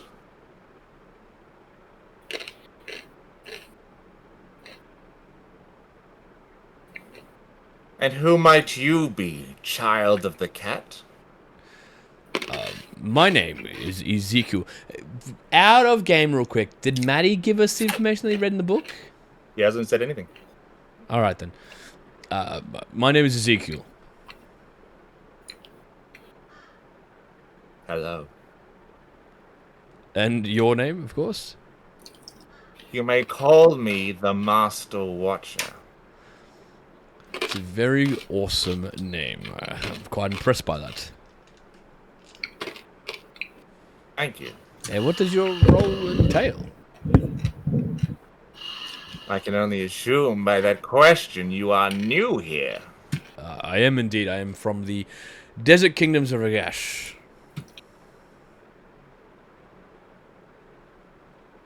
Is it kingdoms of Ragash? Correct, yes. Why does that sound so familiar? You might have visited once outside of Kosas.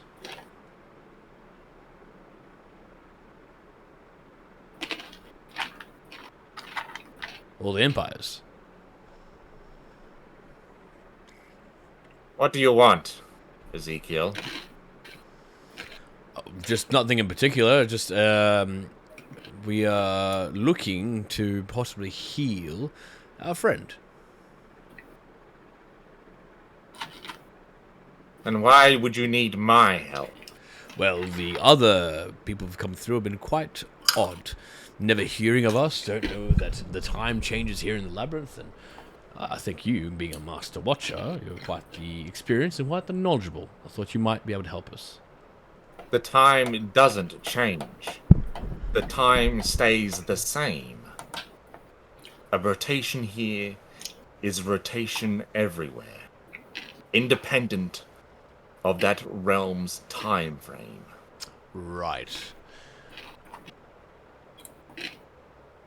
I do believe you. I just have some... I've been just told many times that that's not how it works. I've had to take a potion, actually, to stop the time effects in my homeland. I have this thing here, and I show the necklace. I mean, this helps.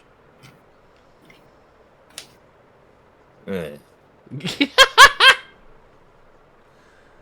Rudimentary magical contraptions. I see the flaw that has already taken hold.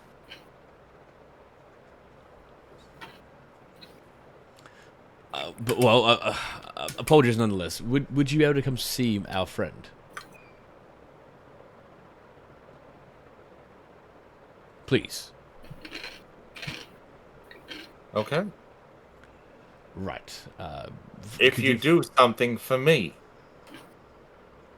Well, what do you need? why don't you open my chest? And tell me what you see inside of it.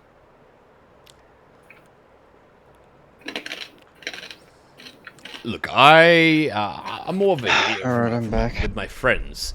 More of a favor for them. If you require me to look into a chest, look, I think our friend could probably heal with time. You know, as a day here is the same as a day here.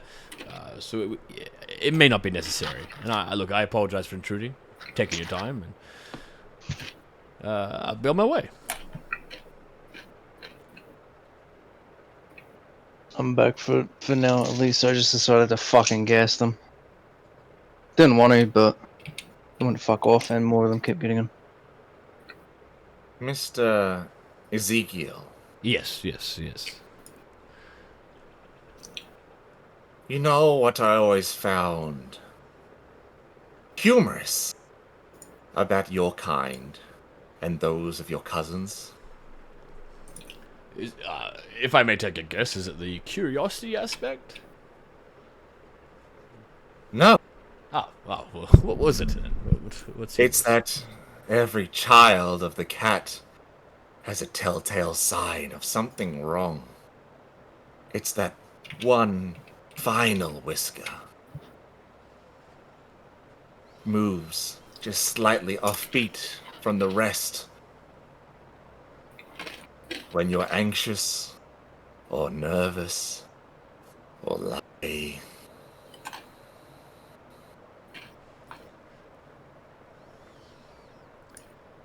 There is nothing wrong with myself, except that I may be needing to leave your lovely abode. Don't worry about my friend. They might be fine. Well then, he wicks his hand and the door opens. You are most a gracious one, Master Watcher. Look, I hope you enjoy the rest of your day. And slowly back I'll out. be watching. And he closes the door. I went to fetch Finch. That was a terrible decision. I don't know why I went to go see him about it. Let's not do that. I think we should just get out of here, to be honest. I don't think this place is of any good use to us. And, yes, we should remove ourselves from this citadel as quick as possible. Well, no. What do you mean, no? I just busted this dude's room. I don't know if he knows if someone stole anything from him yet. What? Well, we were in his room last night. I'm assuming, you took some pages or something, or a book, or, it's a typical thing for you. No. Right, okay, well, then we should be fine then. Why do we need to, why can't we leave? Well, because we're fine. You just said. Right. So what are we doing here? The beacon, and we're headed to the kitchen. Right. Okay. Well, then, do we need TA when we're leaving? Once Wessel's up and ready, we can head off. Good. As long as you know what you're doing. And yes, by the way, I would have shared information about the book. Well, that's right. Would have changed how I interact with that man, but that's okay nonetheless. I will head back in the room, and I will sit on my bed, and I'll think about him. He'll probably be in my mind. He appears on the mirror in a more physical form, but the backdrop behind him is rolling hills of flesh and bone. That's fucked.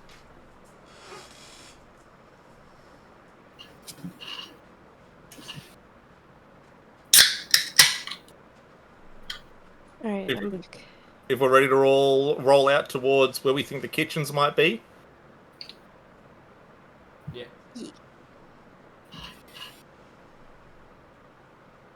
Good to go. Leaving the room, down the hall, back towards a staircase, down to another sort of larger hallway. Are we bringing Alvina with us? Up to Or are see you her. leaving her behind? I see no reason to leave her behind. Who's carrying her? Hang on. Alright.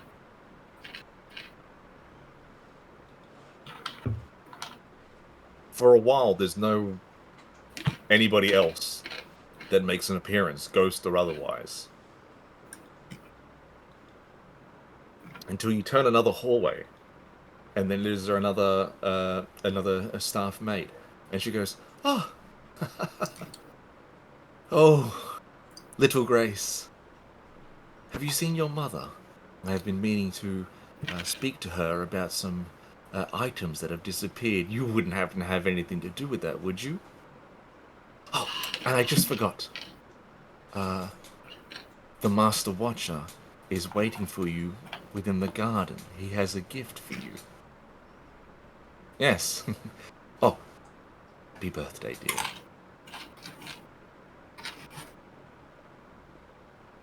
She says all this to Alvina. It's a birthday?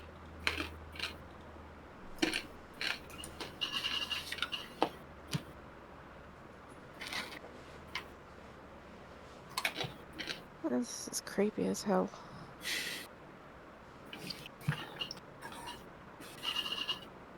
Turning a corner, there is an armored, plated, not unlike the one from before, but this gentleman is very Fey-like in nature. Pale skin, long silver hair.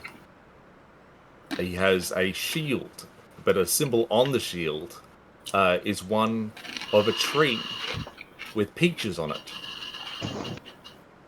And he goes, "Ah, new retinues in for the princess today. How goes it?" It goes well. And has the little one been behaving herself this fine morning? A little sleepy, but yes. It's been up all night, playing pranks again, have we? Come. Special breakfast just for you, Your Grace. And he turns and hovers away. You can go see. I'm not going there. I don't suppose any of you guys know what it means by retinue. What it means to pay retinue, or what it is to be, to be one. To be one. No fucking clue. Do I look like I know?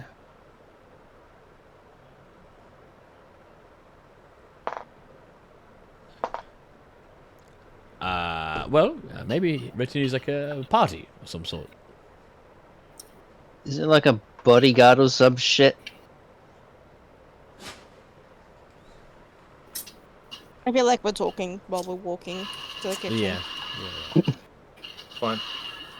Coming upon a sort of two large wooden doors that don't take up the whole of the doorway itself. Very much cowboy saloon style open swing doors. Cool. The ghost just goes straight through it. But there's the sound of basically a kitchen at work. Pushing one of the doors open, you see it's a very large, like multi-tiered kitchen. Things being cooked in pots and pans. Vegetables, food getting cut up and cooked in a very physical sort of nature. And the ghost that was leading you there comes over with a large silver plate with a bunch of sort of like fruits and sliced meats on it. Places on the counter close by, and he goes, "We know this is your favorite. We know you've been asking for it for quite some time, and let this be a secret between us, Princess. Your mother will not know of it today. Oh, Happy shit. birthday." And then he flies through the floor. Fuck's sake, kidding me? Oh. Every now and then there are shouts from the ghost staff of happy birthday and well wishes, all towards Elvina's person. Are we just reenacting a day and we're just here, or I'm quite confused. No, I very much think this same day plays over and over.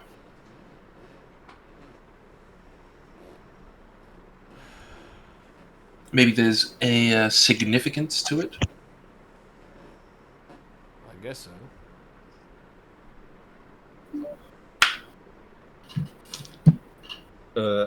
A maid comes up from the floor, and she goes,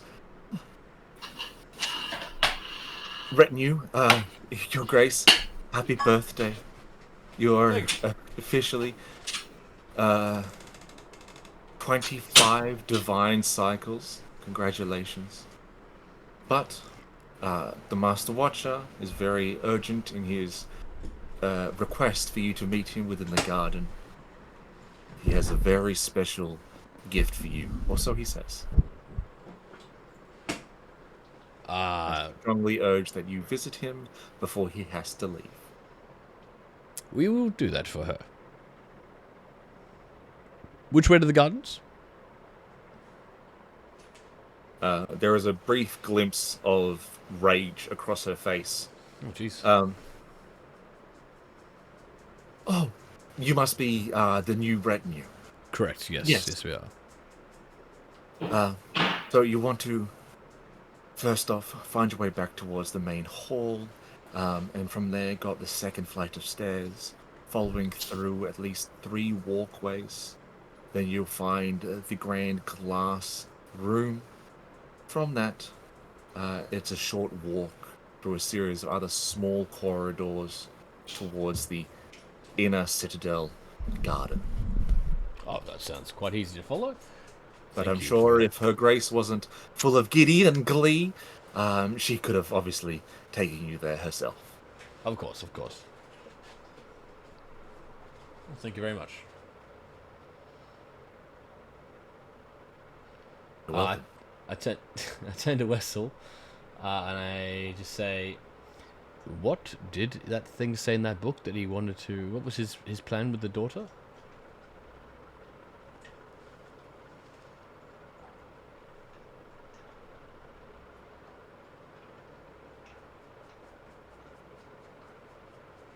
Hello, Wessel?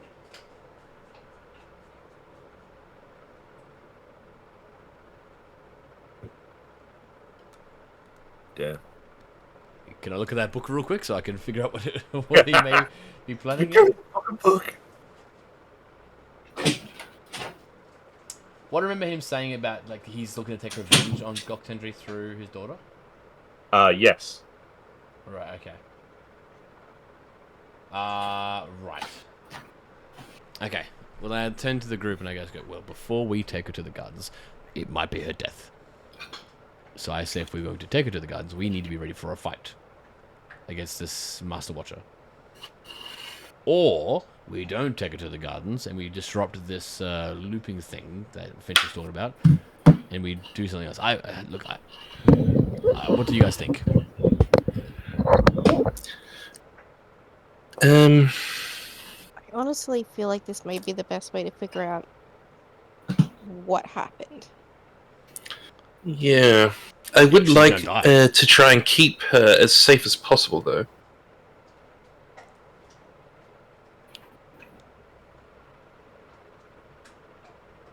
Maybe Wessel or I go ahead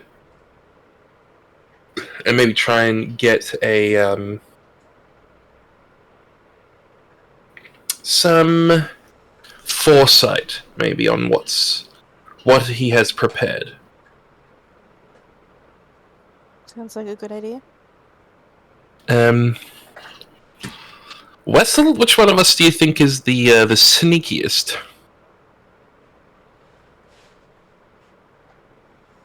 If you're not there, Matt, you might be muted. Good call, Wessel. I think I'd be the sneakiest of the two of us.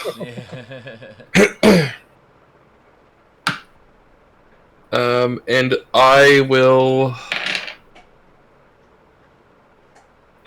try to make my way there with the directions that we're given. While Finch goes to do that, what does everyone else like to do? Trail slowly behind, so there's a bit of distance, or wait within the kitchen? I would like to trail slowly behind, but I'd like to walk with my sword. So if anything happens, I can fight us out of here. Yeah, trailing behind I feel would be better if we have to go quite a long distance. All right. We're going to go back to the main hall, fall down 3 walkways to the glass house, and I can't remember what he said from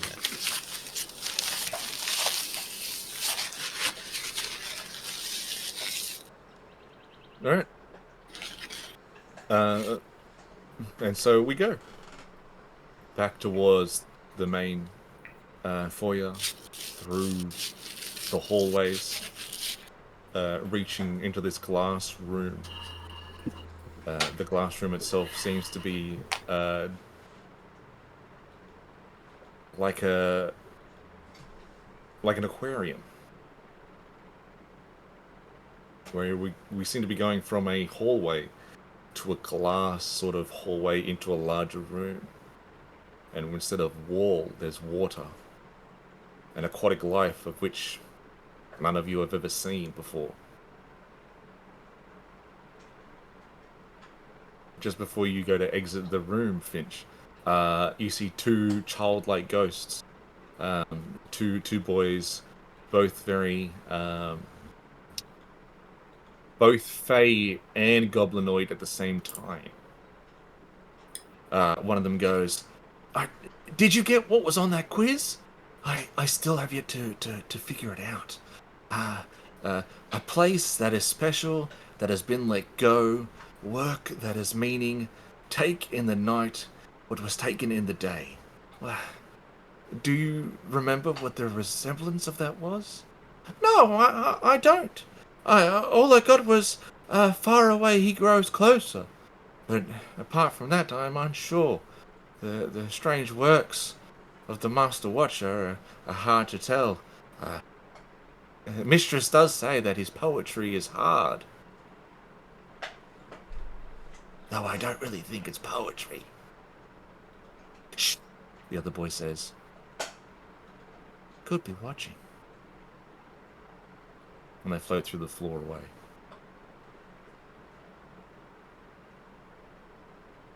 Well, that's scary. Through the last of the hallways, Finch. Coming up to a now opened up, large, very large, and long garden. That is parts of Arcosis that you give you a striking familiar sense of. Not a one for one, but the beginnings of one. The original natural architecture of Arcosis within this garden.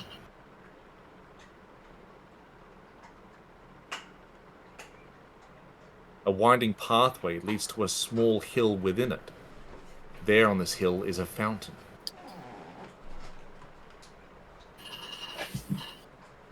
Sitting at this fountain is a figure in fine embroidered robe, purple, black, and gold. The clothing is marked with a triangle-like symbol scattered all around in a chaotic pattern.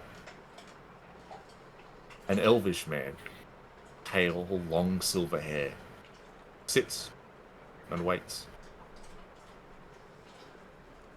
You're about to There sense are a child, Brendan. You should. nowhere else, no other ghosts within this garden, as of right now.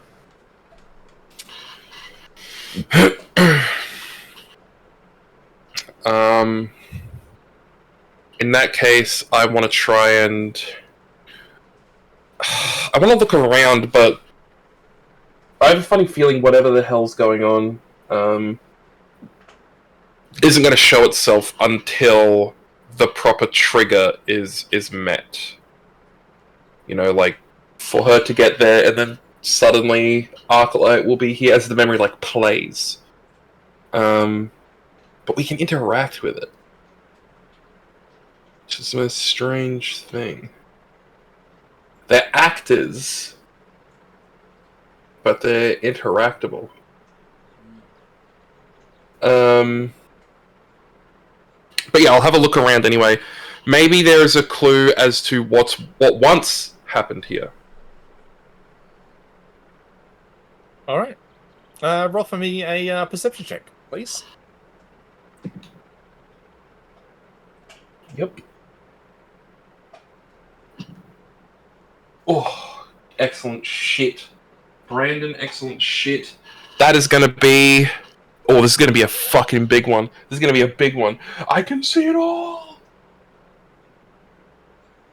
That's 33. All right. You know that this garden, the eyes, though damaged, you're able to force it to work this once, revealing an illusioned garden. The walls of this place surrounding the garden, damaged, withered, and old. The fountain, cracked and broken. A crater on the side of the hill where Arclight sits. Two states of being at the same time. Soon, two ghosts emerge, coming up behind you, talking amongst themselves. Oh, did you hear? The young princess is going to have a sister. The queen's sister is pregnant. These are blessed days. And you notice the physical shift and anxiety that you can see from the gentleman sitting at the fountain. Anxious, worried, afraid. And in his hand, you see a music box.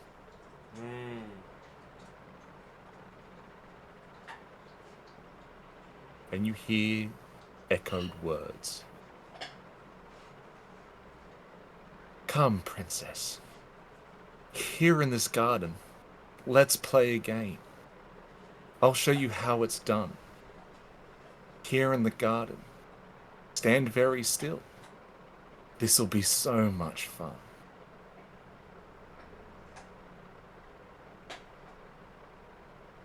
Screams. The rumbling. This moment of Arclight Alexanius meeting Goktengri's daughter. It's the beginning of the end. The start of the war in heaven. That's cool.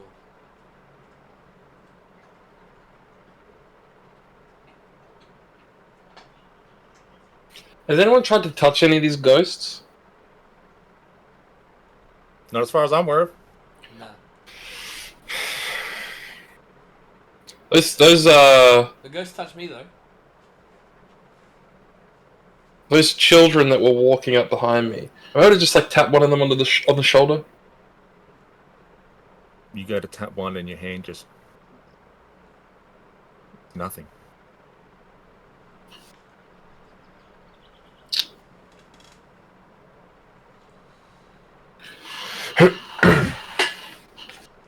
Right.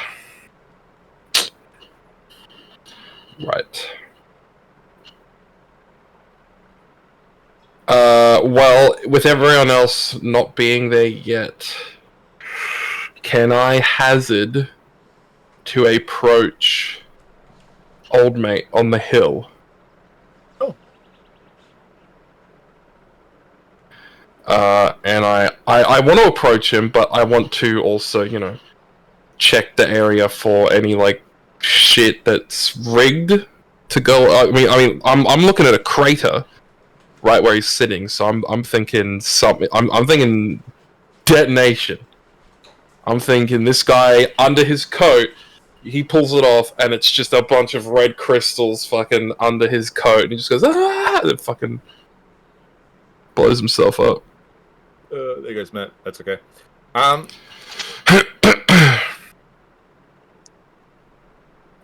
Doing a small sweep before you approach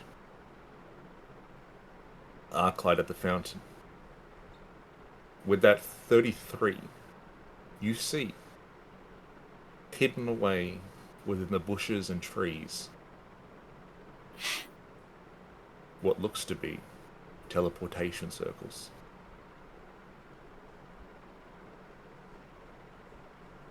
Okay. Are they ghostly teleportation circles? No.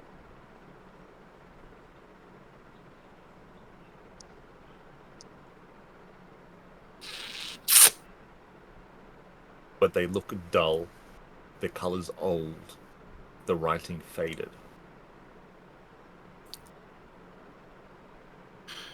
So not working, but a hint of what could happen. So I'm just wondering, like, if they attack, is it gonna hurt Alvina? Like, it would just be like watching a video of an explosion, and it would be like, oh no. Maybe they go, huh, Alvina, you lived, or whatever. Princess, you survived. But harm? I don't know, and I don't I don't know that I want to fucked up teleportation circles. You do see a single squirming tentacle hidden away behind a rock that just missed out on hiding.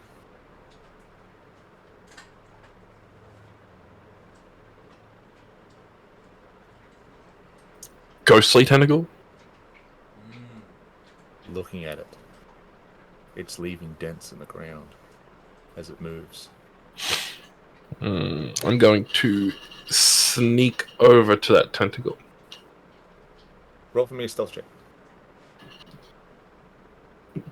Oh, that's alright. 19.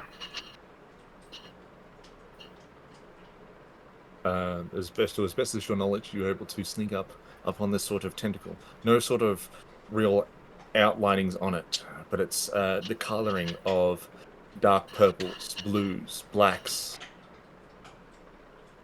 that sort of swirl along this pattern. This tentacle kind of moves like a worm or a caterpillar, moving its way through the brush. But it's sporadic. It's not really has a sense of direction.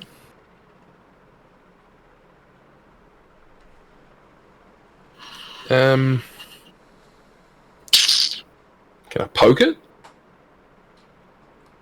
You get closer to it, within poking range, and you instinctively feel fear. And then anger. And then hatred. And then your heart beats like you're in a fight or flight fashion. You can feel the adrenaline pumping in. And subconsciously you can feel it. You hate this little worm. It disgusts you. You loathe it. Doesn't belong here.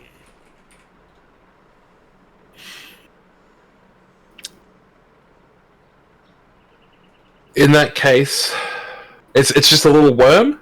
Yes. I will pick it up and rip it in two.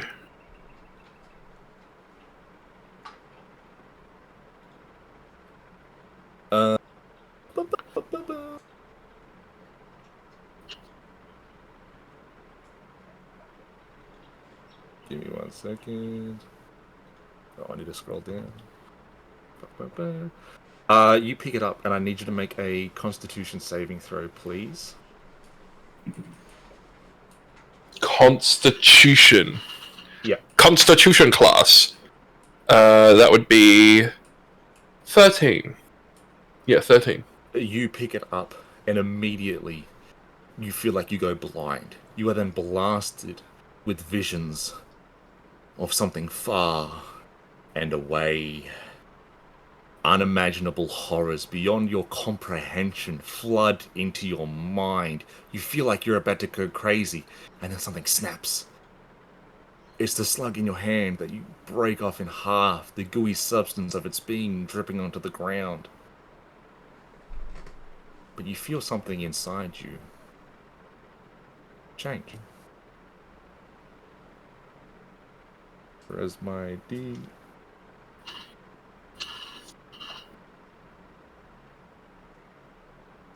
You have been strucken, unfortunately, by a case of indefinite madness from touching a creature of the far void.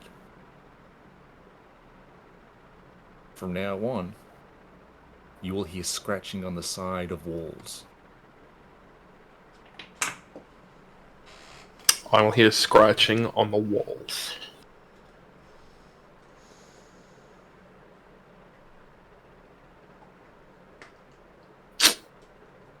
Unfortunate. But now that is handled, I will approach Arclight. Alright. He sits there, music box in hand, looking around anxiously. Hello, Watcher. He turns to look at you. Yes. Hello. I am part of the princess's retinue, and I was just coming ahead to make sure everything was all right out here. It seems like you're having a hard time with something. No. Our plan is still in motion. Everything Yes. will work out fine.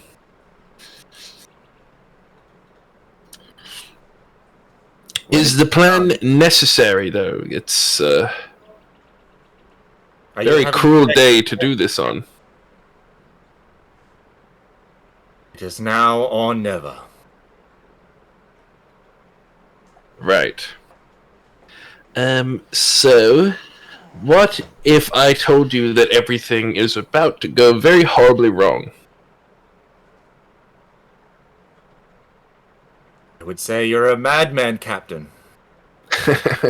Well, a madman who maybe witnessed a staff member overhearing certain things that were then spoken to certain other people that shouldn't have heard that thing and then proceeded to tell people who could do something about this. He puts his hand into his pocket and he pulls out an hourglass. And it flickers backwards and forwards, north to south. Puts it back into his pocket. The time is nearly here, Captain. You will have your worth weight in platinum. The Void Lords have promised it. Yes, excellent.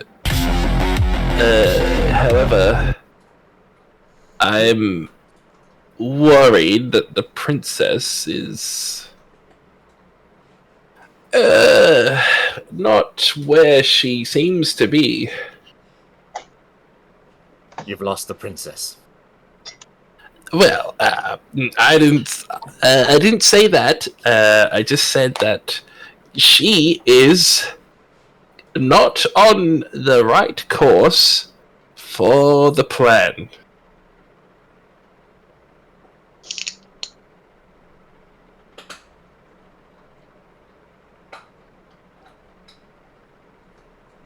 You can feel the rage emanate from his body.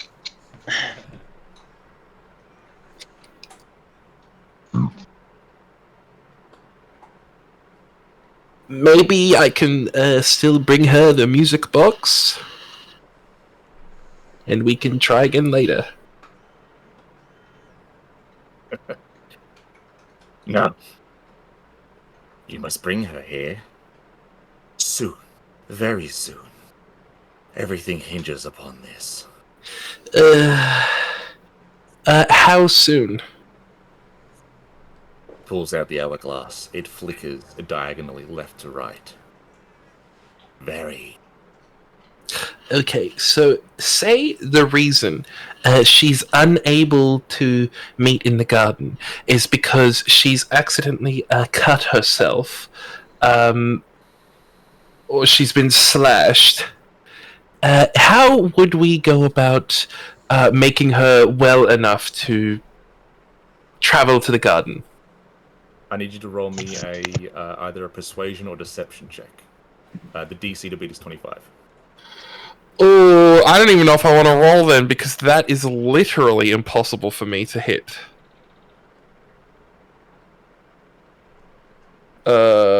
I'm not a good liar by design, but also, yes, I have no persuasion, and my charisma is at a 0, so I literally cannot hit that. You rolled a 20. Oh yeah, that's right. I forgot. Yeah, it doesn't change. May I warn you, Captain, of what happened to the last Captain. You may. He looks at you dead in the eyes, and you get a vision of him being violently ripped apart by the tendrils of the void.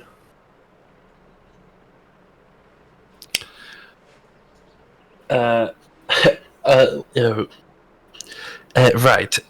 Well, I will see if I can find the princess. Not that she's been lost, because I didn't say that actually. Just that I will locate her so that the plan may continue or complete. To complete, because the plan has worked so far. Very good. He says, he looks at you, and the next thing you see is the entrance of the garden with which you were at before. Okay. And I'm going to try and run back and find everyone else. Who have just passed the glass house into the second set of corridors, so you meet them pretty close. Yeah. Okay. I am definitely not sure that this is entirely safe. I did try to bait the ghost into potentially attacking me, but I'm not gonna lie, I got very scared. And if the ghosts can hit me, then this person is not to be fucked with whatsoever. Maybe Ezekiel, you're pretty good at getting out of danger. Maybe you, or even Wessel. But I'm not sure about letting Alvina continue through. What is that scratching? What is that? I'm not sure.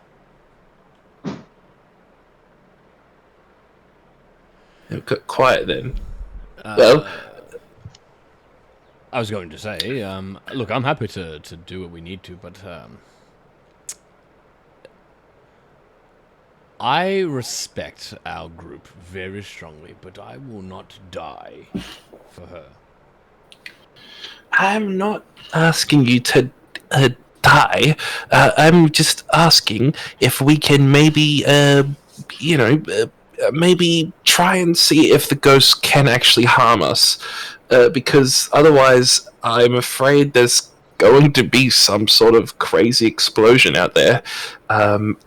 My eyes showed me a huge crater where the man we're supposed to meet is, which tells me that when whoever met with Arclight, there was a huge issue. Do you think he has the same eyes as you? Like, if I was to drink my visibility potion, that I could get around him and maybe just give him a quick whack around the head? I don't know. He did not seem to notice me until I actually spoke to him. I'll give it a shot. I'll drink my invisibility potion. I'll walk in front of him and see if he takes my eyes. If he doesn't, then I'll whack him. Also, I found a weird slug. Slug? Yeah, there's a weird slug. And the thing about this slug is that, I picked it up because I thought maybe, Gok Tengri was telling me, because I could feel that he was angry. And so I picked it up, and as I did, I had all sorts of horrible pictures of the Void Lords emptied into my brain, and then I pulled it in half and killed it. You killed a slug? Yes. Well, nothing to worry about then, right? It wasn't allowed to be there. Right. Well, look, I'll test this theory, but I don't really want to be killed by him. Not being killed. Not being killed. Do you think he's strong enough to kill him in one hit? I can take a slap, but I don't. That's what I mean. We need your special brand of I want to get you and not kill you. Right. make him want to get you, but not kill you. See, He- see the way that I was trying to go about it.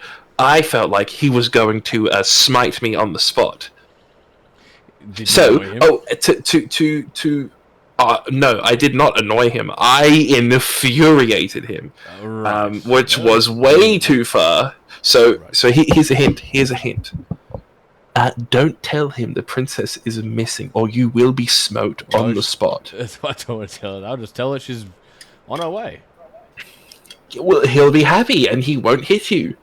But I So- want him to hit me though to test this, right? Yes, You're yes. I'm just saying, don't go down the So should I route say that of she's like on her way, but she looks like she looks stupid.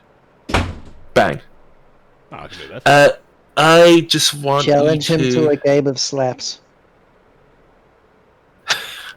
You just do whatever you usually do. Well, just see- don't mention the princess being missing because he's gonna flip out. I'm not going to mention that. The only thing I fear, Finch, was when I went to his room, he scared me.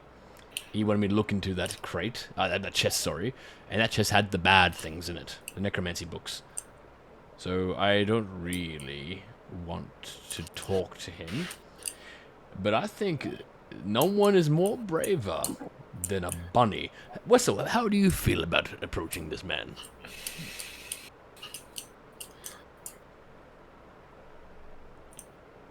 He's going to me again, isn't he? Maybe you can reach into his pockets, right in front of his face. And Wait, just like, excuse me. Well, he could probably shove me off. Oh, that's not a bad idea, actually. Yeah, Wesley, you should go up to him, put your hands in his pockets. He'll probably push off you, and if it hurts, then we've got our answer, don't we, Finch? or maybe I could just try and pick his pocket. If I fail, he pushes me. Or if I succeed, I either get something cool, or I don't touch him and find out anyway. Oh, on your way, lad. That might be best for you. Well, I never said I'd do it, Well, you should do it. so I'm not going to argue with you.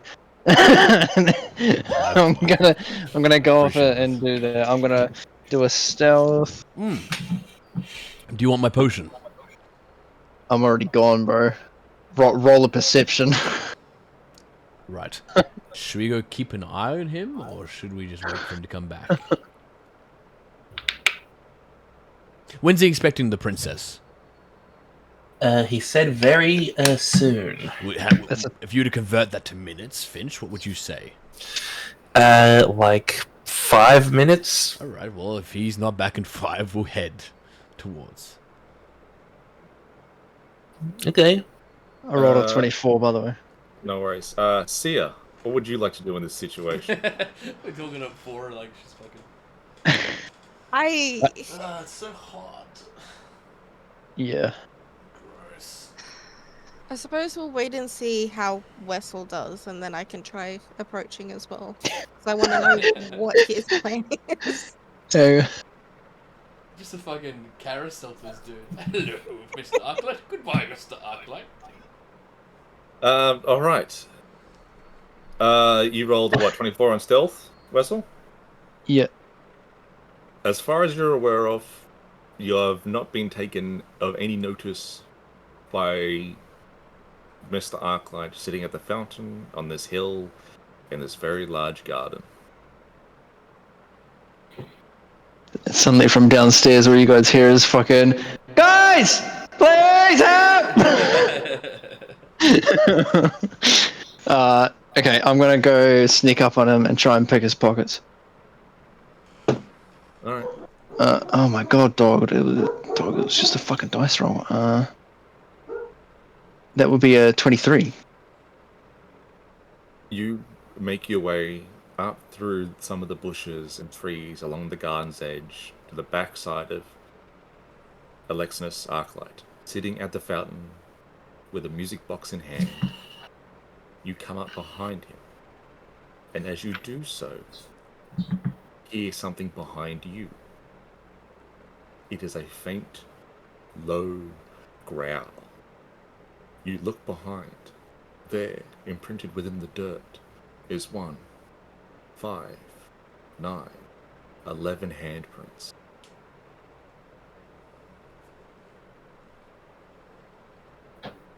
Ah, you found me. Ah, damn it. Your turn. I'm it.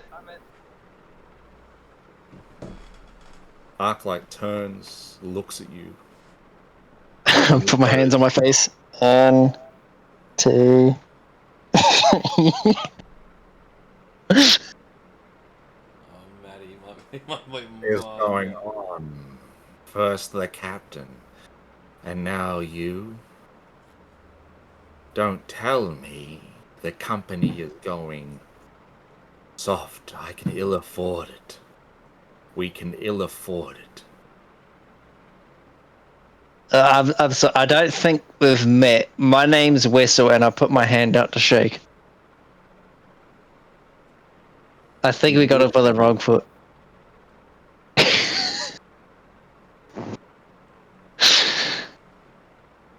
Oh no.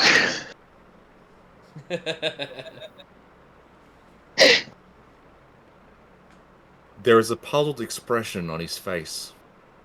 A mixture of confusion, of very anxious, a fear. You see the reflection in his eyes, Wessel, through slits of your fingers, and in those reflections you do not see the surrounding around you. Uh-huh.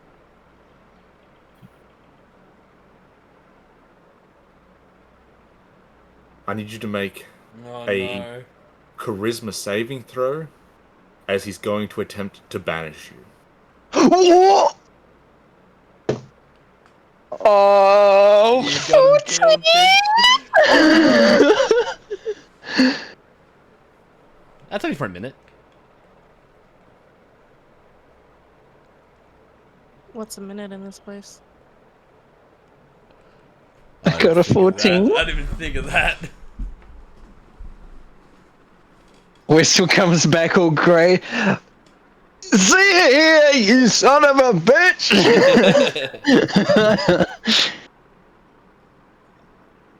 You hear a pop, Oh no. Fuck. and the next thing you see, Wessel, almost instantaneously,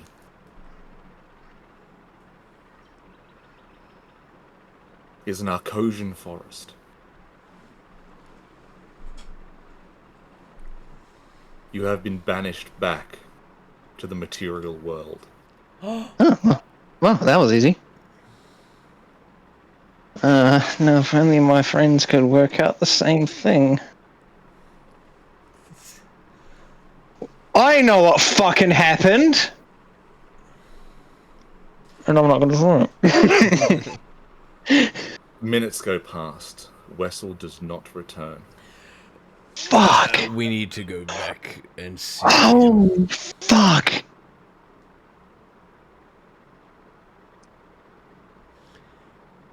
What do we do when we approach Arclight? Fitch, how about you tell him we've lost her? How about that? I'm assuming Wessel is fine and he's just hiding. How about we do that? We go up and say, hey, we have lost her and she is in the gardens. You should go find her. And he might leave and we might be all sweet. But where do we go from there? What do you reckon? Wessel, I need you to make me a Constitution saving throw with disadvantage as you feel your very being ripped apart. Oh no! Oh, no. Fuck! Am I starting a new character next game? You are now under the effects of a cursed banishment spell. Double 16s. Jesus. Matt, I No face expression. Fuck. 4 characters in fucking one campaign. That's fucked. Yeah, but to be fair, that most of them have all gone off for different. They haven't all died. What is the group doing? I want to see what happens, but I don't know if I want that to be at the cost of Alvina. Look, I think if We need to get ourselves out of here. I care for Avina, of course, but I do not wish to bring death upon my door for someone who was not brought into this world naturally. You say that, you turn to look at Finch, and coming through the wall behind him is the face of a banshee you have seen before. Oh, fuck. I look at Finch, and I just do like the thing where I look behind him like it's a grasshopper or a spider, you know. He's like... What's wrong? I start to walk backwards. You have to let it play out now. These are the consequences of your actions. Of our actions. And if you are to leave this place, you must finish the story. We've got to take her there. So no tricks this time? You denied me once in my attempt to prevent your potential death. Do not deny me again. All I asked was for you to use your words without the manipulation. So tell me, straight, what will happen if we don't? The cascade effects of this looped citadel, the consequences of Gok Tengri's second daughter being born. Because this was the day she was born.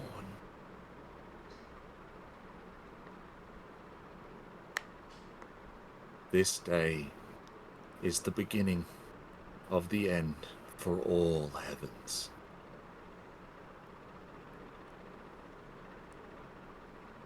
The staff think that either the child in your arms is either Her Grace the Queen or her daughter. The daughter comes up, sees Arclight. They sing their song of a game. The music box opens, and everything ends.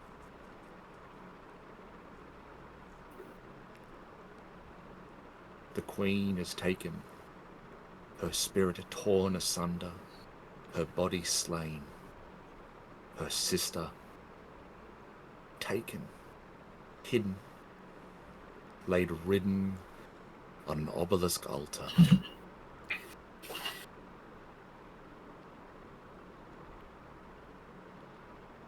It's the moment that can be escaped. When the music box opens is when we can close it.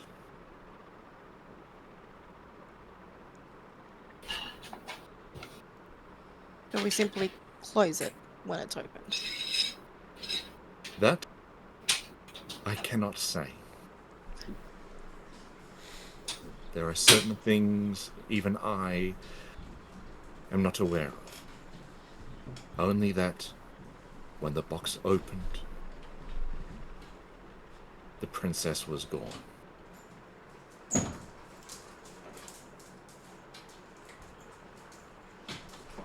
Right then.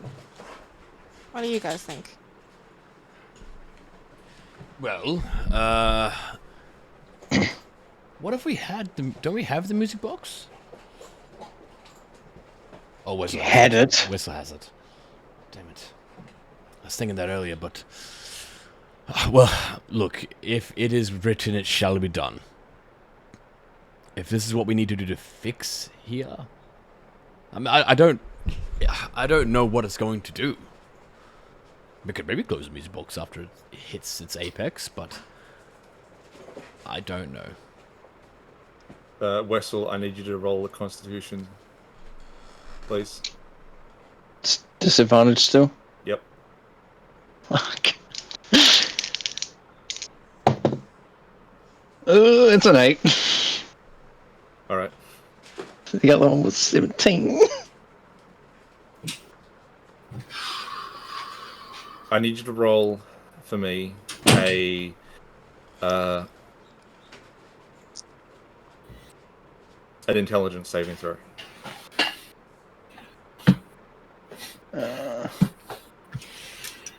Oh, okay, no, that's a lot better. Anything past the 10 will give you a chance of hope. 20. Not natural. Your being is torn asunder. You can feel the pieces of your body shatter into dust and then reform at the same time. The effects of the banishment spell only last a minute. Under a Fuck. normal spell.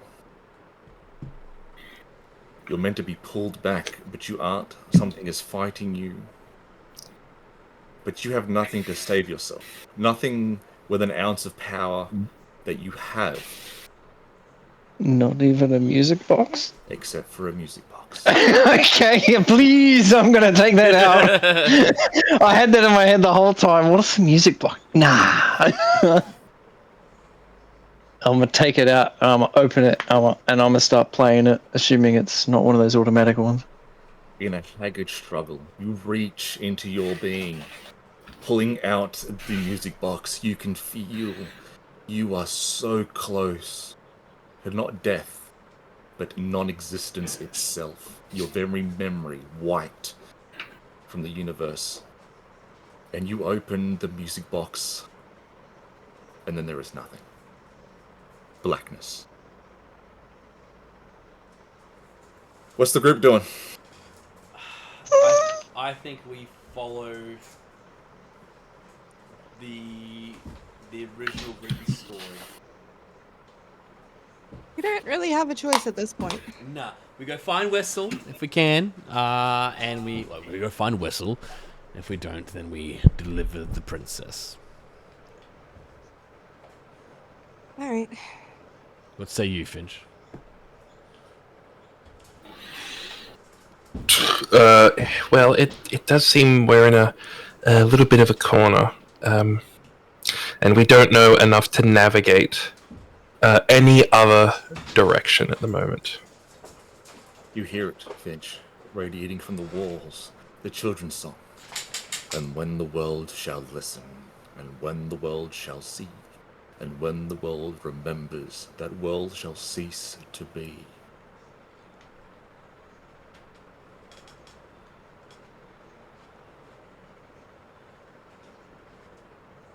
Is that world.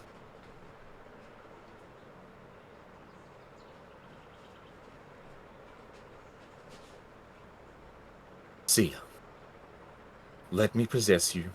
It will help.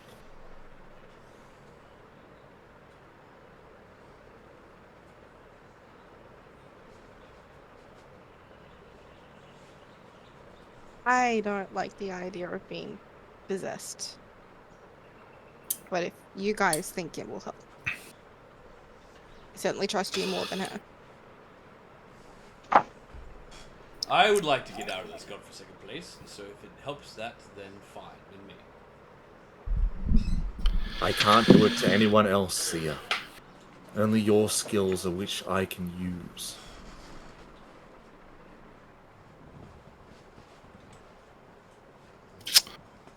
I don't know. I truthfully have no inkling as to whether or not it's a good idea. But you can see, Finch, if it will be.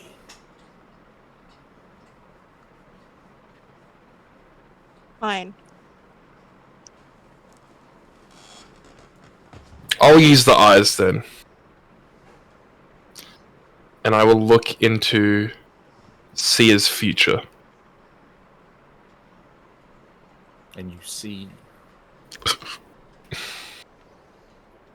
a world, a realm, floating gardens, platforms and pathways.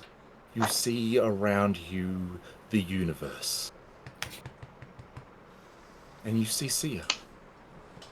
standing in front of a tall, fey, goblinoid lady with deep, golden hair that goes down to her knees in a white, embroidered dress.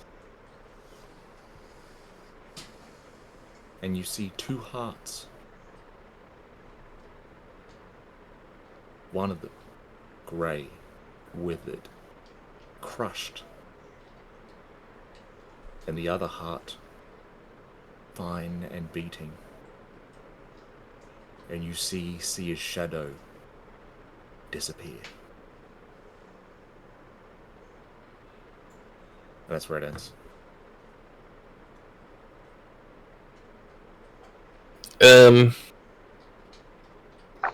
Well, you know, the eyes have not been working that good today, actually.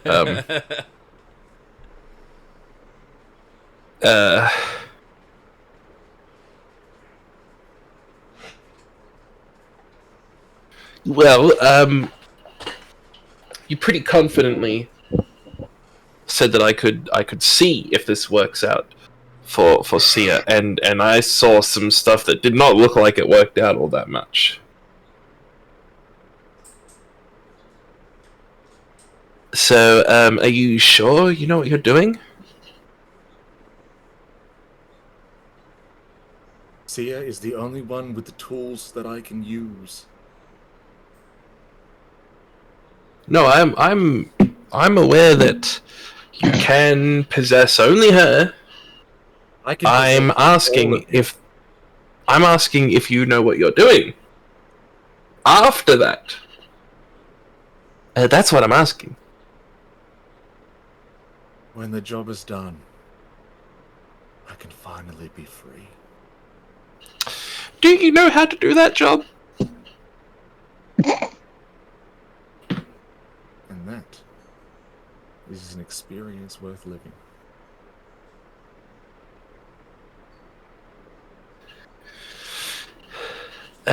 You don't sound time loop certified.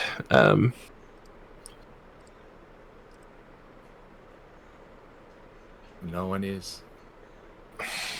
But I have the confidence in our abilities to do so.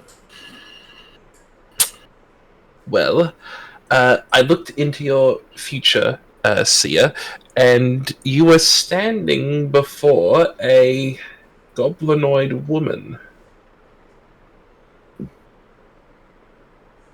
And then what happens? Then also the goblinoid woman was very, very tall.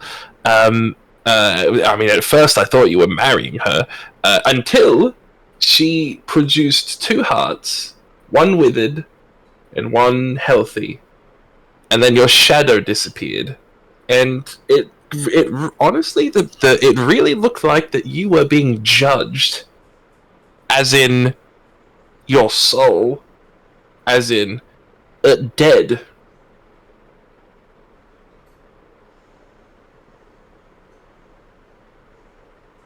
Wow. Okay. We're fucked.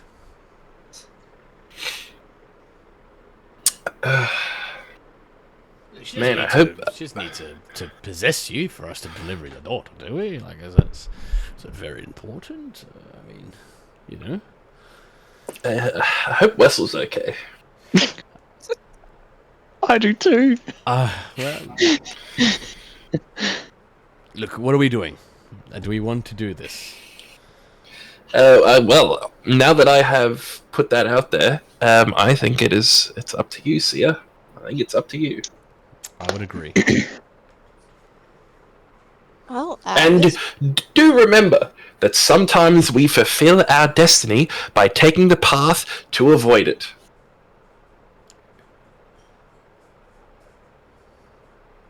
Did you pen that yourself, Finch? Well, I think so. I like it. honestly, at this point, it's a fuck it situation. I got nothing better planned. Let's do it. Excellent. And then the next thing you know, Sia, your body violently convulses. and now you are possessed. Mm-hmm.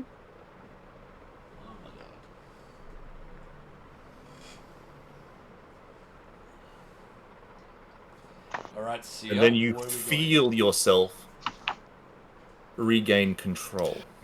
Bunny. You feel a weight at your back. You look behind you. And as you do, you see your shadow wave back at you. That's creepy. Hello. You hear in her mind, we have to finish it. Take Alvina to the Arclight. Open the music box. The beginning of the end. Then I'll do that. And start moving forward.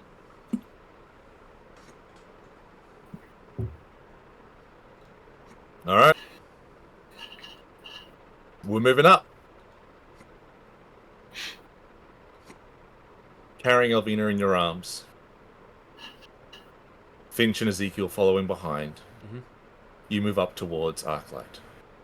The top of this hill, sitting on a fountain of marble and silver. Ah! Happy birthday, princess! He looks over at you others with an insidious, not smile, something behind the smile, within the eyes, as if you were architects within this plan.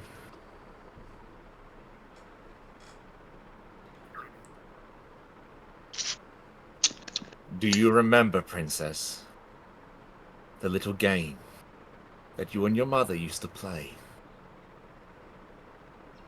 And you hear the response, an echo of the voice. Here in the garden, let's play a game. You'll show me how it's done. Here in the garden, I stand very still. You say this'll be so much fun. And then you smile. And mother, that's what I'm after. The smile in your eyes. The sound of your laughter. For I'm happy to listen. Happy to play.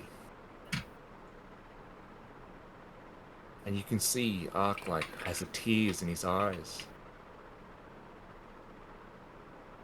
The final words before he opens the music box. I'm sorry, princess. The music box opens. A loud, deafening sound of swirling winds, crackling of lightning. And the last thing you feel is the force of an explosion. Not unlike you had experienced back within Tianjin of Danzok's last fight.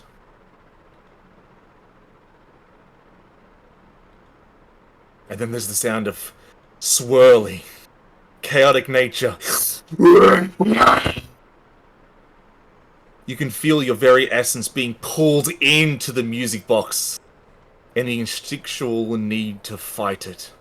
And then you see the princess gone, sucked into the music box. You can hear, Sia, the Banshee almost screaming within your ears. Don't fight it! Enter the box!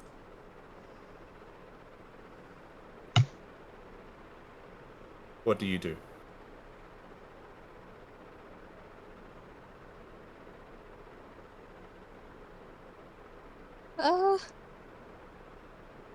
Ah, no. Very much want to close the box. But I'll do what I'm told. You let it take you in. Swirling vortex. You feel your body being ripped apart. Your very flesh Muscle, skin, and bones turn to dust, turn to energy. Swirling through, it quietens, it braces.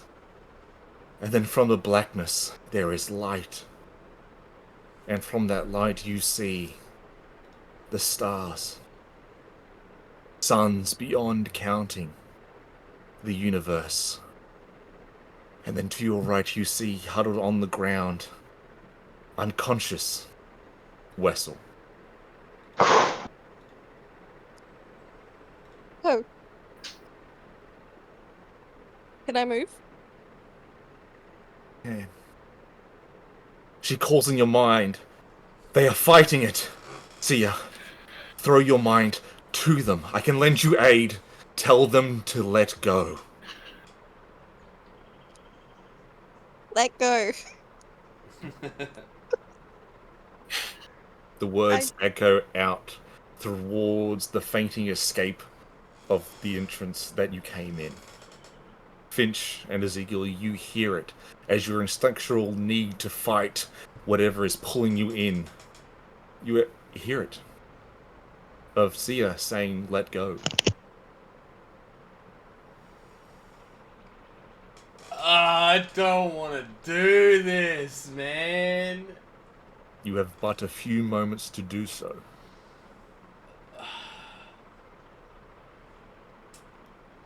Is this the way out of the labyrinth, man? Is this the way out?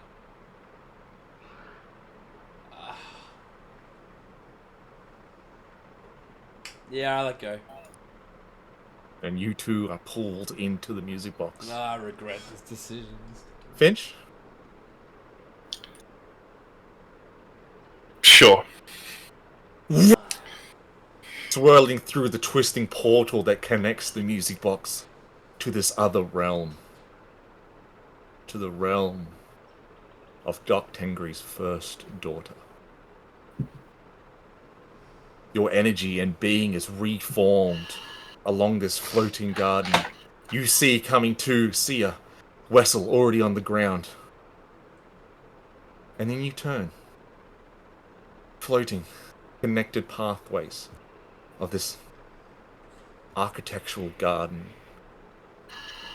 Cherry blossom trees scattered about. You see fish and carp floating up and around. And then by the largest peach tree, a tall, slender figure of golden yellow hair that comes down to her knees. She turns. And there you see the first daughter of the sun. And that's where we end today's session. Oh, fucking what? Oh. God damn it.